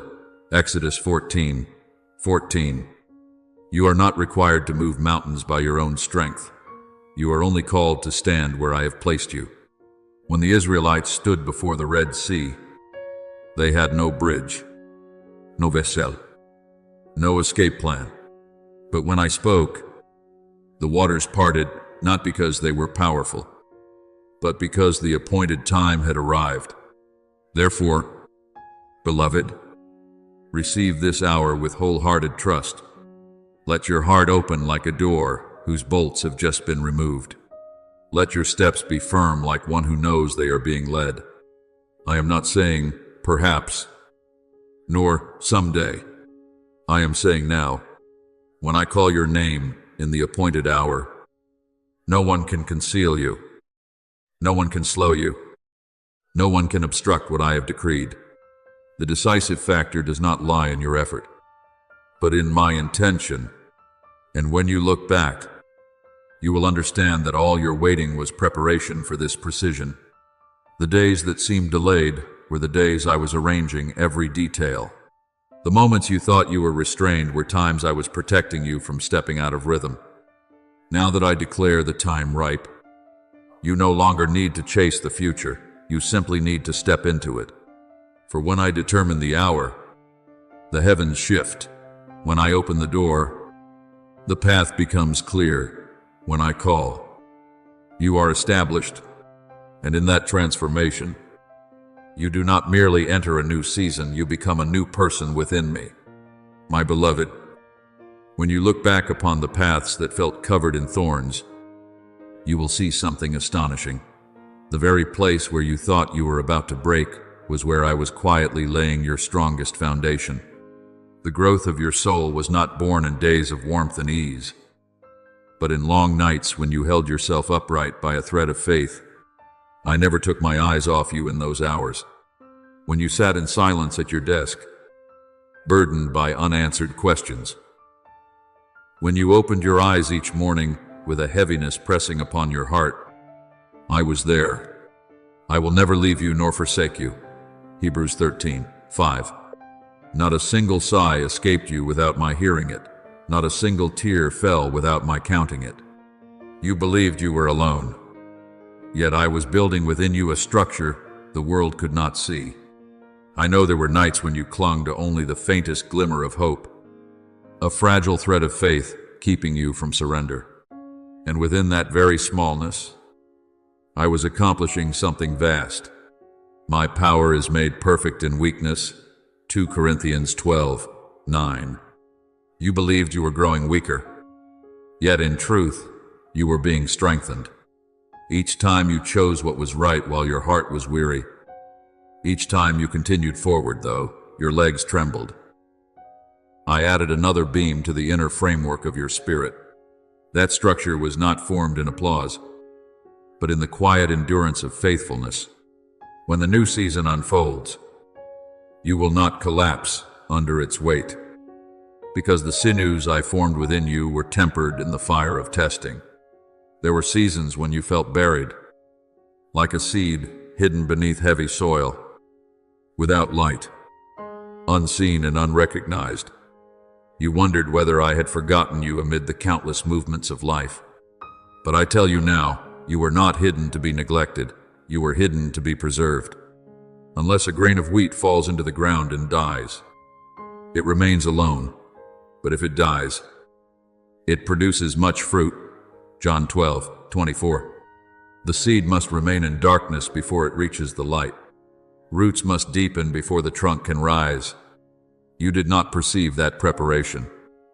Yet I saw every root in your soul anchoring more firmly each time you wept, spreading wider each time you forgave, and growing stronger each time you refused to quit. Remember Joseph, from radiant dreams to a dark pit, from a robe of many colors to chains in prison. He could have believed his life was buried. Yet it was within confinement that I shaped his leadership, his discernment, and his steadfast heart. You intended to harm me, but God intended it for good. Genesis 50:20. What others labeled as failure became the foundation of elevation. In the same way, the days you thought you had reached the bottom were not your ending, but the excavation of deeper foundations so you could carry greater responsibility. I saw you in each fragile moment. I saw when you stood at the crossroads of giving up or continuing to believe. and you chose faith. I saw when you could have turned away, yet you turned back toward me. I saw when you no longer had strength for long prayers and could only whisper, "Hold me." And I did. Those who trust in the Lord are like Mount Zion, which cannot be shaken. Psalm 125, 1. You did not feel like a mountain, yet your steadfastness was growing day by day, quietly formed through every trial. There were times when you felt left behind, as though others were stepping into the light while you remained in shadow. But that shadow was not punishment. It was a greenhouse where I cultivated deep roots. A tree that grows tall without strong roots will fall when the winds rise. I kept you hidden so your roots could drive deep into the soil of faith. And when the strong winds of a new season begin to blow, you will not be uprooted. For your foundation was established in the days no one saw. Do not be ashamed of your tears. Do not diminish the hours when you believed yourself to be weak. It is precisely through those moments that I form true strength within you. Strength is not the absence of falling, but the willingness to rise again. Strength is not the absence of fear, but the courage to continue walking despite it. Each time you chose to stand when you could have remained down, I etched endurance deeper into your soul, an endurance no storm can undo. Therefore, when the new season unfolds, you will not enter it as one untested. You will step forward as one refined. You will stand as one who has endured long nights and knows that dawn is real. Within you is the firm framework I quietly constructed, a structure not easily fractured, not easily shaken. And when others see you steady under pressure, they will not realize that such strength was forged in the nights you felt most fragile. Beloved, do not interpret your past days as failures. See them instead as the training ground of your spirit. Every trial was a discipline. Every tear allowed another root to press deeper. I did not abandon you, I was preparing you. When you grasp this truth, you will no longer fear dark seasons, for you will understand that in the darkness I accomplish my most profound work in you. My beloved child, there are burdens you carried in silence that no one on earth ever knew, yet not one of them escaped my sight. I know the times you chose silence over retaliation, the steps you took backward not out of weakness but to preserve the purity of your heart. I saw the righteous decisions that drew no applause, the hidden sacrifices that went unrecognized. You surrendered things that once delighted your heart, restrained words that might have relieved your anger, accepted loss to spare another from harm. And I say to you today, God is not unjust. He will not forget your work and the love you have shown. Hebrews 6:10. Not a single drop of your sweat was wasted. Not a single sigh fell unnoticed. The nights you poured out your prayers while the world slept, I was listening. The times you held on to faith while your heart ached, I was watching. There are sacrifices you never spoke of for fear of being misunderstood or dismissed. Yet I preserve them like incense rising before my throne. May my prayer be set before you like incense. Psalm 141:2. Each time you chose what was right instead of what was easy. Each time you placed righteousness above personal gain, I recorded it as evidence that your soul was maturing. You were not merely enduring, you were being shaped. I know there were moments you felt disadvantaged, as though your guarded integrity went unseen. But I saw your restraint when you could have struck back and chose not to. I saw your heart soften when it might have hardened. I saw you relinquish opportunity rather than compromise your integrity. Blessed are the pure in heart, for they shall see God. Matthew 5:8. That purity did not emerge effortlessly. It was formed through quiet and painful decisions. And I have used those very choices to fortify your spirit for the glory that lies ahead. It is not by accident that I often unveil turning points at the break of dawn. Dawn is not the blazing brightness of noon. It is the gentle transition between night and day. Light has appeared but has not yet reached its full radiance. Hope has risen but is not yet fully defined.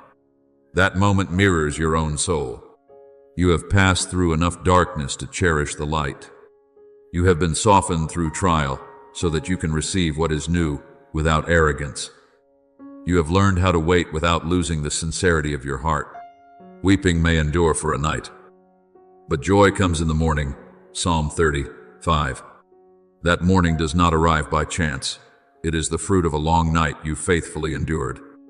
Remember Hannah, the woman once regarded as barren and misunderstood in the temple as she poured out her anguish in prayer. No one comprehended her sorrow. Yet I heard her whisper in the quiet of her distress. From that hidden prayer I gave her Samuel, a prophet who would shape an entire generation. The Lord remembered her. 1 Samuel 1:19. Do you see? Prayers unknown to others can open a new season for the future. Faithfulness in the dark is always answered by me in the light. Beloved, the sacrifices you considered small have become the foundation for greater entrusted gifts. I do not bestow glory upon those who have not learned humility. I do not release a new season to a soul unrefined. You walk through the furnace without losing your tenderness. You cross through night without surrendering your faith. Therefore, when I open your dawn, you will not be overwhelmed by its brightness. You will receive it with a peace formed long before. This is a moment of transition. Light has touched the horizon of your soul. Shadows of night may still linger, yet the new day has already begun. Do not fear the indistinct edges of this hour. It is within the dawn that I carry you from testing into destiny. You are no longer merely one who endured. You are one who has been prepared. The seeds you sowed quietly through tears will bloom in the light. I have preserved them all, and I will return them to you at the appointed time, so that you step into your new season, not with pride, but with deep gratitude and a heart kept whole within me. My beloved child, there is a form of solitude no words can fully express. It is not the absence of people around you, but the inward separation of the soul when you sense you are called to something greater than what your eyes can see. Yet no one else perceives it. I have watched you walk through such days. You continued to smile, to work, to stand among crowds, while within you was a profound stillness. Others did not understand why you could not compromise with what was easy, why you could not settle for good enough, why you could not live an ordinary life as many do. But I understand, for it was I who placed that calling within you. Before I formed you in the womb, I knew you. Before you were born, I set you apart. Jeremiah 1:5. That setting apart always carries with it a sense of distinction. When I place within you a calling that exceeds your present reality, you will never be at ease with mediocrity. You may try to blend in, yet your soul will resist. You may attempt to live as those around you, yet deep within there will be a persistent urging to rise. That calling is not noise, it is a steady heartbeat within you, reminding you that your life was not designed to settle at the level of the ordinary. I know there were times when you questioned why you had to wait so long. Why could you not step immediately into what I promised? Why did others seem to advance more quickly while you walked through quiet circles of preparation? But, my child, what is entrusted to you cannot be handed over in an unrefined night, nor released in a light that has not yet prepared you to receive it. To everything there is a season, and a time for every purpose under heaven. Ecclesiastes 3:1. I am not slow, I am precise. That precision may make you feel alone at times, because you are living in the space between promise and fulfillment. This calling within you will not allow compromise with what is wrong, even when compromise would be easier. It will not permit you to remain in comfort when I am urging you forward. It will not let you pretend to be ordinary when I have marked you with a different destiny. You may experience it as a burden, but I see it as a seal. No one who puts a hand to the plow and looks back is fit for the kingdom of God. Luke 9:62. Once I have placed your hand upon the plow of your calling, you no longer belong to half-hearted ways of living. There were nights when you felt out of place in the world, as though you did not fully belong anywhere. Yet that sense of displacement is evidence that your soul is oriented towards something higher. You were not created merely to exist. You were created to carry out what I have ordained. Therefore, your turning point cannot arrive casually. It must come on the appointed day, at the appointed hour, at the precise moment of dawn when night has fulfilled its purpose and light is ready to be received. Dawn is the intersection of two realities. Darkness has not completely disappeared, yet light has begun to prevail. That is the image of you. You have journeyed deeply enough through trial that you no longer fear the dark. You have learned enough lessons that you will not be overwhelmed by the light. I do not release inheritance while you are immature, nor do I withhold it once you are ready. I give when your soul is mature enough to carry glory without losing yourself. Therefore, do not interpret your solitude as evidence that you are off course. See it instead as confirmation that you are walking a path few understand, yet one I have designed. You are not forgotten among the crowd. You are set apart for preparation.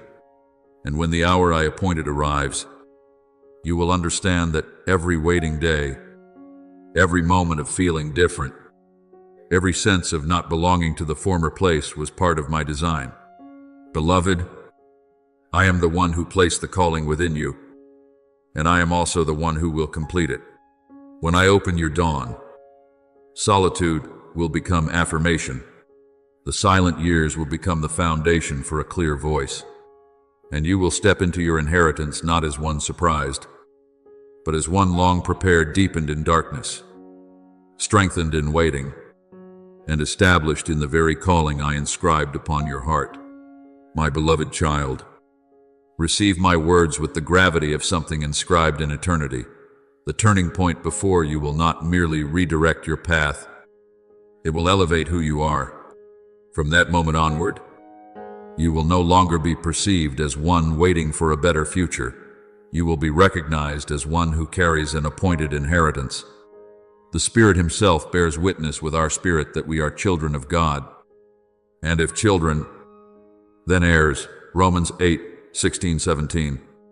You are no longer sustained by fragile hope. You walk in the identity of one who belongs to the estate. Understand this clearly. Inheritance is not a sentimental gift granted out of pity. It is the rightful portion of a son or daughter. No force can seize it. No spirit can distort it. No person can replace the position I have determined for you. What belongs to you was written into my intention before you learned to speak your own name. Blessed is the one you choose and bring near. Psalm 65:4. That choosing does not fluctuate with circumstances. It stands firm upon my decree. Through the years, I have kept your portion in the treasury of heaven, as a father reserves the finest portion for a child not yet strong enough to carry it. You may have believed you were delayed, yet you were being shielded from a weight beyond your earlier capacity. I do not release prematurely what would cause you to stagger. I wait until your soul is deep, your faith resilient, and your identity secure. Whoever is faithful in very little is also faithful in much. Luke 16:10. The days you persevered in small responsibilities were evidence that you were maturing for greater ones. I saw every step you took through testing. I watched you endure without bitterness, wait without abandoning trust, stumble without losing your sense of who you are. The furnaces you interpreted as delay were in fact reinforcement. Just as gold is refined in fire to remove impurities, I use circumstances to reveal and strengthen what is genuine within you. Your faith more precious than gold, though tested by fire. 1 Peter 1:7.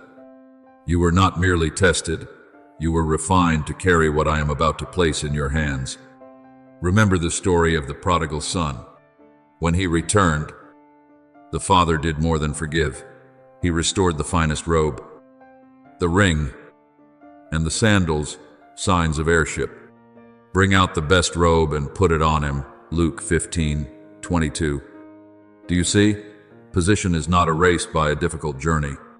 What belongs to you because you are a child remains yours.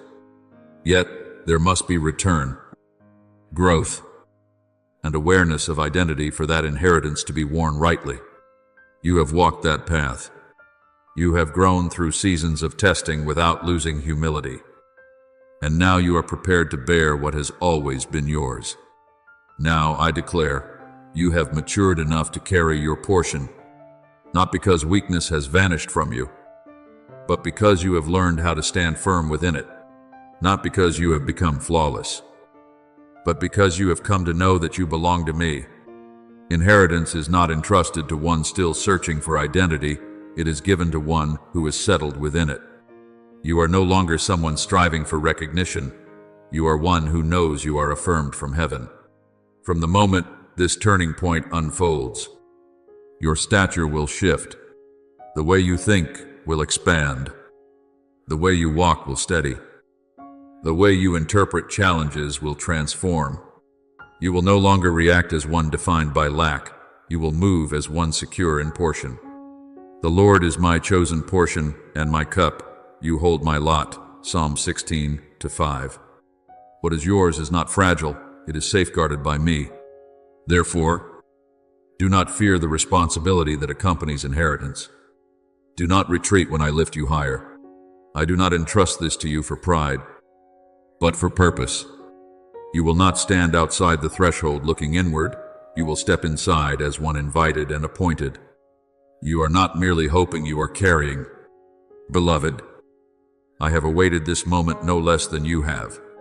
I have watched you grow through every trial and persevere through every season of waiting. When I say you are ready, it is not consolation, it is confirmation.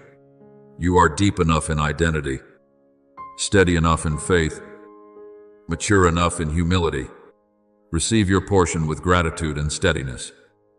For what I give is not temporary, it is yours within an eternal design. My child, what I have prepared for you surpasses what the world calls achievement. It is not an object you can grasp, nor a title you can wear for human approval. What I have ordained is the capacity to function within the current I inscribed for your life from the beginning. When you step into that flow, you no longer chase opportunity, you become its source. I have set before you an open door, which no one is able to shut. Revelation 3:8. That door was not constructed by human hands. It was opened by my authority. And when I open it, you step through with the assurance of an heir. Understand this, when you stand in the place I appointed, your words cease to be mere speech. They become declaration. I will give you the keys of the kingdom of heaven. Whatever you bind on earth shall be bound in heaven, and whatever you loose on earth shall be loosed in heaven. Matthew 16:19. This promise is not for those who seek status, but for those rooted in identity. When you speak in union with me, your words carry weight. When you close what must be closed, it remains sealed. When you open according to my will, the current begins to move freely. This authority does not arise from effort, but from alignment between you and me. From the beginning I declared, be fruitful and multiply. Fill the earth and subdue it. Genesis 1:28. That charge was not limited to an ancient generation. It reflects the design of those I have chosen. You were not created to survive within the boundaries of fear or compromise. You were formed to shape the environment you enter. When your feet touch ground under the authority I grant, the atmosphere begins to shift, not because you display force, but because light causes darkness to retreat. The light shines in the darkness, and the darkness has not overcome it. John 1:5. I anoint you first not in the realm visible to human eyes, but in the deeper sphere of spiritual influence. This influence does not require applause to exist. It does not depend on recognition to be legitimate. It flows from my placement of you in position. When you walk in the peace of one who knows they belong to me, your presence itself becomes a catalyst. You will notice that in certain places you enter, the atmosphere grows lighter, that wandering hearts begin to find direction simply because you are there. You will not need to raise your voice to be heard. Even your silence will carry meaning. You are the salt of the earth. You are the light of the world. Matthew 5:13-14. Salt does not need noise to preserve. Light does not need validation to shine. Remember Peter when he entered Lydda and Sharon. Scripture records that many turned to the Lord not merely because of his words, but because authority moved through his presence. Acts 9. This is evidence that when I confer authority, environments respond. You do not need to strain to generate influence. Influence flows naturally when you remain aligned with me. Darkness does not debate with light, it withdraws. Beloved, do not confuse authority with pressure. Authority is the deep peace of one who knows they have been commissioned. It does not coerce, threaten, or parade itself. It simply exists and operates. When you live within the current I have written for you, those who are searching will sense something within you. They may not be able to name it, but their spirits will recognize it. This is not the magnetism of personality, it is the imprint of heaven. I do not grant you authority so that you may elevate yourself. I grant it so that you may restore what has been distorted. When you step into territory I assign, you carry order into chaos, hope into confusion, light into obscurity. This is the governance I intended, not control over people, but transformation of atmosphere, not dominance by force, but influence through rightful authority. Therefore, do not strive to prove yourself. Do not chase recognition. I positioned you long before others perceived it. Walk with steadiness. Speak in unity with me. Open and close according to my guidance. And you will see environments shift not because you struggle to change them, but because I have entrusted you with the authority to function within an eternal current. This is your true inheritance, irrevocable, irreplaceable, and beyond nullification because it was established by me. My beloved child, listen to the commissioning I place upon you in this hour. I lift you into a realm of decision, no longer choices driven by fear, but confirmations born from union with me. In the previous season, you weighed each path with heaviness, hesitant at every intersection for fear of missteps, loss, or mistiming. But in this season, I place within you a certainty that does not arise from reasoning alone, but from my presence at the center of every decision. The Lord will guide you continually, Isaiah 58:11. That guidance is not noise from without, it is clarity within your mind and peace that steadies your soul. An air does not scatter in search of answers. An air walks with answers engraved in identity. You will discern which path I open and which I close, not through dramatic signs, but through a peace so deep it cannot be shaken. The peace of God will guard your hearts and your minds, Philippians 4:7. When you stand before two directions, you will no longer look as one uncertain. You will sense as one trained to recognize heaven's rhythm. You will not decide as one searching for direction, but as one confirming a path long written. Remember Solomon when he was young and faced with immense responsibility. He did not ask for wealth or fame, but for an understanding heart to govern well, 1 Kings 3. And I granted him wisdom beyond mere intellect. Do you see? Right decisions are not always the product of calculation. They emerge from connection. When I dwell at the center of your thoughts, clarity becomes natural. You will walk with confidence that is not boastful, because you know you do not decide alone. I also commission you in the realm of receiving. There was a time when you accepted small gifts with gratitude, yet deep within you questioned whether you were worthy. Your humility was sincere, but at times it carried the shadow of insecurity. I tell you now, humility is not the denial of your worth. it is the acknowledgement that your worth flows from me. Every good and perfect gift is from above, coming down from the Father of lights. James 1:17. You do not receive because you are flawless. You receive because I have chosen you. In this season, I remove from you the trembling posture of one afraid to grow too quickly. I replace it with the stance of an heir who knows their portion has been secured. An heir does not flinch when entrusted.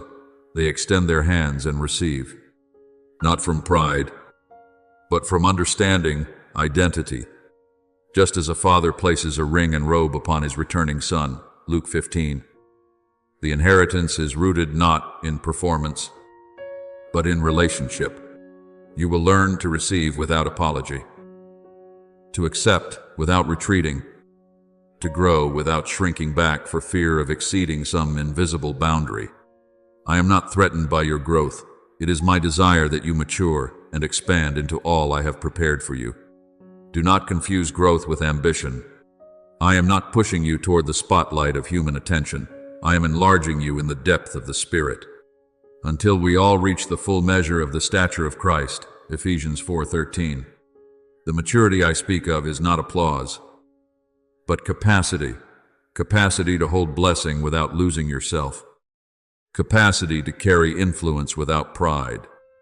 Capacity to receive without shrinking in insecurity.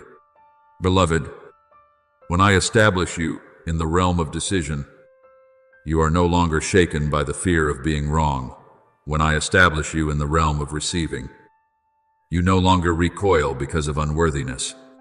You walk as one who has been formed. You receive as one who has been affirmed.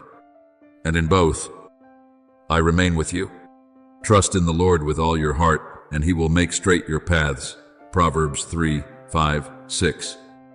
That guidance is the assurance behind your decisions. My choosing is the foundation beneath what you receive. Therefore, open your hands and your heart. Decide with clarity and receive with steadiness. The new season does not merely alter circumstances, it transforms how you operate. You are no longer one waiting to be entrusted. You are one already entrusted and learning to carry it well. And I rejoice to see you grow not in the gaze of the world, but in the depths of heaven, my beloved child. Now I place upon you another commissioning, the realm of stepping into position. There was a time when you stood at the margins, watching others advance and wondering whether your name would ever be called. You once waited for permission, sought approval from voices that carried no authority from me. But I declare that season has passed. You no longer stand beside your portion, you stand within it. The Lord makes firm the steps of the righteous and delights in their way. Psalm 37:23. When I establish your steps, you do not require additional validation from places I have not authorized. Understand this clearly. Stepping into position is not arrogance, it is awareness. Arrogance lifts itself up. You simply move with my lifting hand. God opposes the proud but gives grace to the humble. James 4:6. You are not pushing to be seen. You are entering what I have opened. And when I open a door, no one can shut it. Revelation 3:7. That door does not depend on your striving. It depends on your readiness. There were years when you questioned whether you were sufficient to step forward. You looked at others and compared. You looked at circumstances and hesitated. But an heir does not chase authority. An heir receives the position entrusted. Remember, Joshua, after Moses passed, he did not appoint himself as leader. I declared, "Be strong and courageous, for you shall cause this people to inherit the land I swore to give them." Joshua 1:6. My word established his position. In the same way, your place is not secured by the approval of the crowd, but by what I spoke long ago. You will no longer linger outside the threshold of opportunity, nor ask others to open what I have already prepared. When you step in, you will know within that you belong there. Not a surge of impulse, but a confirming peace. I will go before you and level the exalted places. Isaiah 45:2. I move ahead of you to prepare the way. You need only follow. And as you do, you will not feel as though you are intruding upon another space. You will sense alignment, like a key fitting perfectly into its lock. Recall Esther when she entered the king's presence without summons. It was not reckless pride, it was the courage of one who knew the moment had arrived. When she stepped forward, the door did not close. Favor extended. There are moments when you must rise and assume your position not to be seen, but because if you do not move, what I entrusted would be delayed. True humility is not shrinking back. It is standing exactly where I have placed you. I do not call you to force your way through sealed doors. I call you into spaces already prepared. He makes my feet like the feet of a deer. He sets me on high places. Psalm 18:33. When I elevate you, you do not need to lift yourself. When I bring you in, you do not need excessive explanation. Those aligned with your season will recognize it. Those who are not will depart. The position I grant carries heaven's authentication. Beloved, release the habit of seeking permission from voices I have not authorized. You are no longer the one asking, "Should I?" You are the one who knows. I have been called. Yet, keep your heart tender. For your certainty flows not from ego, but from intimacy with me. You do not exalt yourself. You yield to my lifting hand. And when you stand in position, you will witness something remarkable. It is not that you strain to change the environment adjusts to the presence you carry. When I place you where you belong, the atmosphere recognizes that authority. Step in with peace, with humility, and with resolve. This door is yours, not because you competed for it, but because I opened it. My beloved child, hear me now. I place upon you a commissioning of acceleration, but not a speed born of anxiety or self-driven effort. This is not a race, nor an attempt to outrun by your own strength. It is the rhythm that emerges when you stand in the place I have ordained. Right position carries the right current, and the right current carries the appropriate pace. When you are centered in my will, you do not need to force movement, you simply align and flow. In their hearts, humans plan their course, but the Lord establishes their steps. Proverbs 16:9. When I guide, you do not push. Think of a vessel upon the open sea. If it rows against the current, it exhausts itself and still moves slowly. But when it enters the strong current, aligned with its course, it is carried far without excessive strain. So it is with you. This season does not require you to increase pressure. It calls you to settle into the place I have assigned. When you stand where I have positioned you, time no longer chases you as an adversary, it becomes your companion. He has made everything beautiful in its time. Ecclesiastes 3:11. That beauty is not merely the outcome, it is the synchronization between you and the appointed hour. There were years when you felt slowed, as though held back while others advanced quickly. Yet those pauses were not regression, they were alignment. Just as an arrow must be drawn backward before it is released to travel far, I held you in restraint to prepare you for momentum. And when the moment comes, the arrow is no longer tense, it flies along its ordained trajectory. Those who wait upon the Lord shall renew their strength. They shall soar on wings like eagles. Isaiah 40:31. Soaring does not come from strain, but from renewed strength I impart. I declare that in this season, opportunities will no longer pass before you as unreachable prospects. They will come toward you, because you have been set at the right coordinates. Doors once sealed will open not because you knocked harder, but because you have arrived at the appointed time. What once felt heavy will grow lighter, for you are no longer bearing it alone. My yoke is easy and my burden is light. Matthew 11:30. When you walk with me, the nature of the burden changes. You will notice that what once seemed distant is drawn near. What once moved slowly begins to quicken. not because you are running faster, but because the current has shifted. Remember Peter, who labored through the night without catching anything, yet when I instructed him to cast the net at the right place, the catch overflowed. Luke 5. An entire night of effort did not equal a single act aligned with the moment. Your acceleration in this season is the same. It does not arise from hours of exertion, but from obedience at the appointed time. Beloved, do not confuse acceleration with haste. Acceleration is when all things move in harmony, your soul at peace, your mind clear, your steps in rhythm with my will. You are no longer dragged by former delays. Time that once caused anxiety now becomes the foundation that supports you. I do not send you running ahead of me. I move you forward with me. And when I move, you move.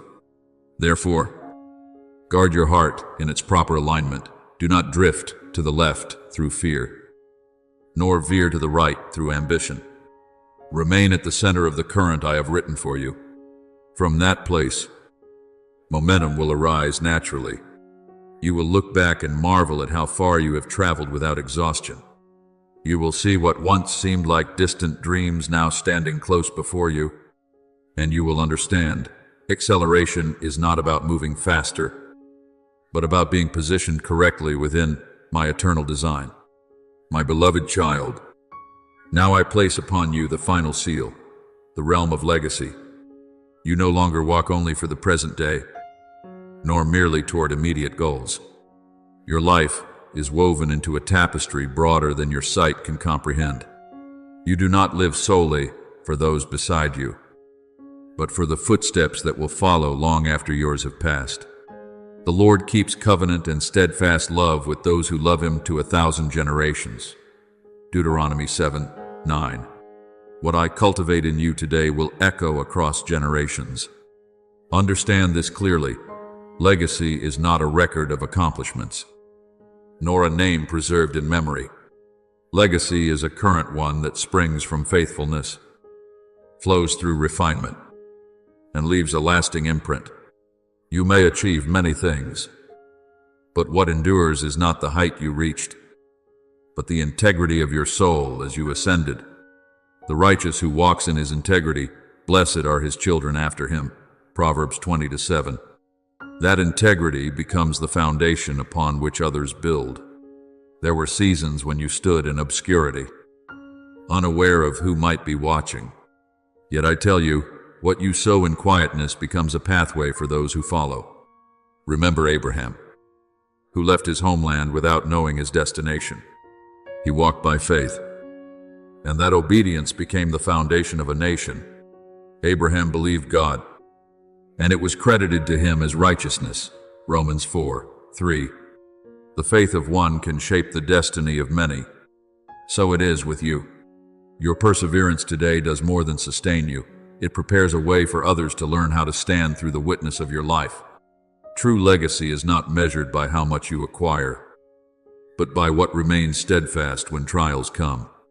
It is a current of enduring faith, a stream of perseverance through adversity, a testimony of one who stood when collapse seemed near, who believed without sight, who walked in light while shadows lingered.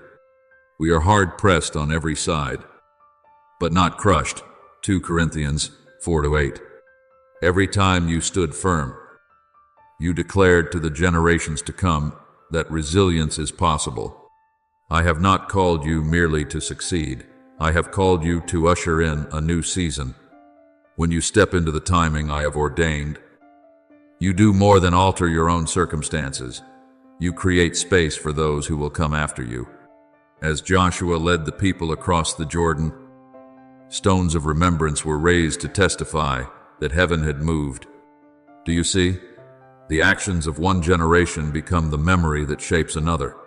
Therefore I declare, with final authority as the giver of seasons, rise into your inheritance. Do not narrow your vision to the present moment. Do not confine your steps to what feels easy or safe. You are called to live with the awareness that every decision you make today is writing the history of tomorrow. Step into your heirship with humility. yet with firmness. Operate as one commissioned not from pride, but from responsibility. You do not live only for yourself. You live to shape the atmosphere for a generation. You live to demonstrate that faithfulness in darkness is never wasted.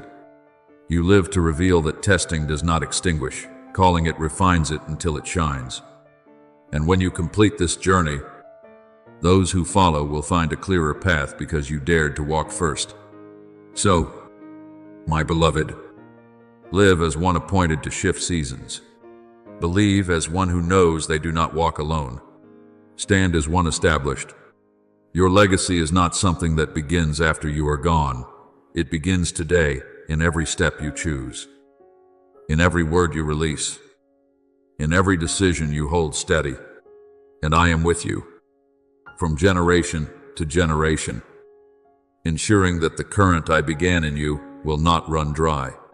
My child, when you leave this word, you do not depart as one merely comforted, but as one sealed with heaven's affirmation. What I have spoken does more than stir emotion. It repositions you. You do not carry away a motivational phrase. You carry an irreversible mark. He who has sealed us and given us the Spirit in our hearts as a guarantee, 2 Corinthians 1:22. That seal is not upon your flesh. It is engraved within your spirit, where no force can erase it. From this moment forward, you no longer stand at the threshold with questioning eyes. You are not suspended between entry and retreat. You have crossed over. The threshold is no longer a barrier before you. It is a milestone behind you. You are no longer waiting for someone to authorize your entrance. You have been commissioned. The Lord will make you the head and not the tail. You shall be above only, and not beneath. Deuteronomy 28:13. This does not speak of social rank. It speaks of spiritual establishment. You have been placed within your portion, and that placement does not depend on the world's consent. You are no longer one who seeks permission from voices that hold no authority over your life. You no longer knock in fear, nor do you ask for validation from those who were never entrusted with confirming you. I have commissioned you, and when I commission, legitimacy is established from eternity. All authority in heaven and on earth has been given to me, Matthew 28:18. And from that authority I send you. You are not self-appointed, you are sent. Therefore, walk with a strong and anchored peace, not a fragile peace shaped by circumstance, but the peace of one who knows they have been positioned correctly. Your steps are no longer hesitant, they are steady, like one who has seen the map from above. You do not need to keep turning back to check whether you stand in the right place. You know, and that knowing carries the weight of authority. Do not fear if the coming days carry challenge. Trial does not have the power to overturn what I have established. Winds may rise, but your roots have been driven deep. Voices of doubt may sound, but the seal I have placed within you resounds louder. Nothing can reverse what has been spoken from my throne. For I know the plans I have for you, plans for peace and not for harm. Jeremiah 29:11. That intention is not altered by human reaction. My beloved, step out from this word as one bearing the responsibility of being positioned. Do not bow your head in fear, nor lift it in pride, but walk in humility, filled with certainty. You have been placed into your portion. You have crossed the threshold. You have received the commission.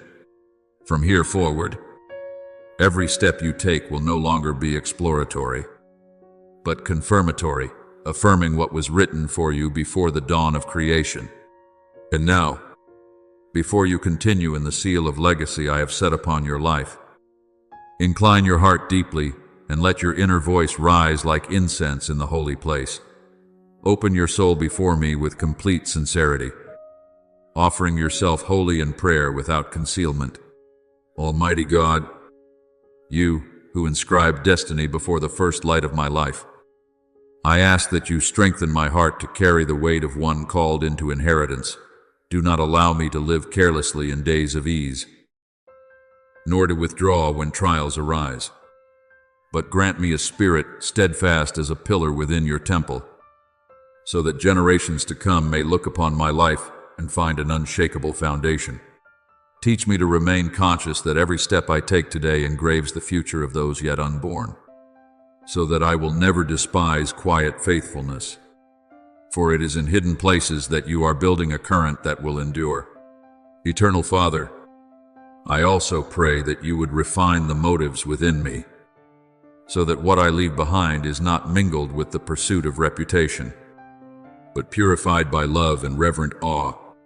Let my words carry life, my decisions carry light, and my actions reflect your radiance. Make me a bridge between promise and fulfillment, so that those who follow will not have to grope through darkness, but may walk upon a path illuminated by a life of faithfulness. Keep my soul tender before your leading, yet resilient under pressure. Let me not lose humility when I am lifted up, nor lose courage when I must stand alone.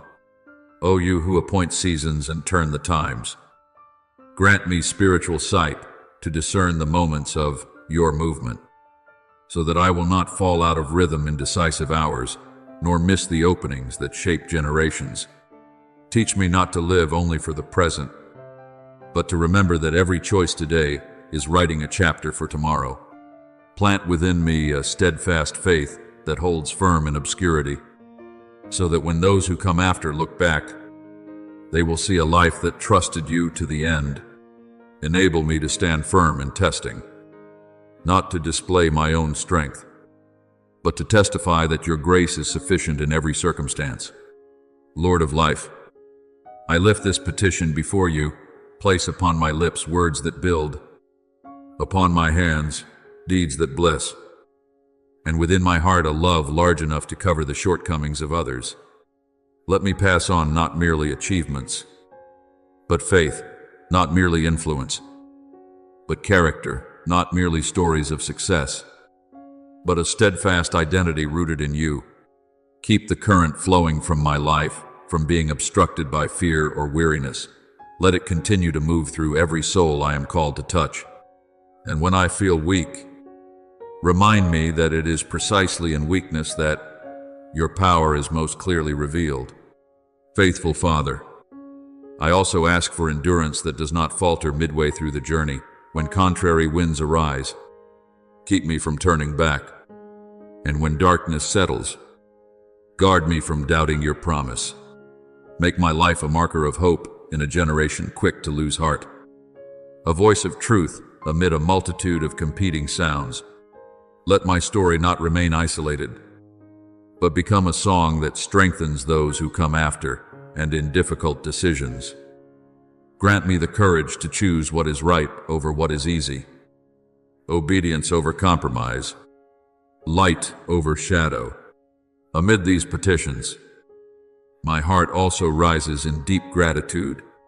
O Keeper of Covenant, I thank you for the years in which you quietly formed me through every circumstance, for the times you upheld me when I believed I would collapse, for the moments you sheltered me without my awareness. I understand now that without those seasons I would not have grown deep enough to carry this inheritance. Without those refinements I would not have become humble enough to steward what is entrusted. What once caused pain has become preparation for transition. Each trial, a measured rhythm leading into a new season.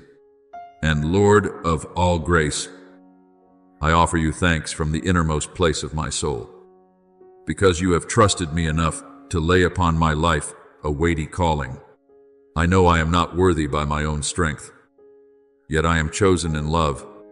I thank you that you have given me not only a path to walk, but a current to sustain the journey, that you have revealed legacy not as something I construct alone, but as something you initiate and bring to completion. Now, with humility joined to conviction, I rise into my portion, not shrinking back, not hesitating, but walking in the light you have placed before me, so that my life may stand as evidence that you are the one who fulfills all that you have promised. Thank you for listening to this message. Know this, You are not merely an audience. You are chosen to live daily in the presence of the Word of God. Do not forget to subscribe and turn on the notification bell so you will not miss any spiritual message. Amen.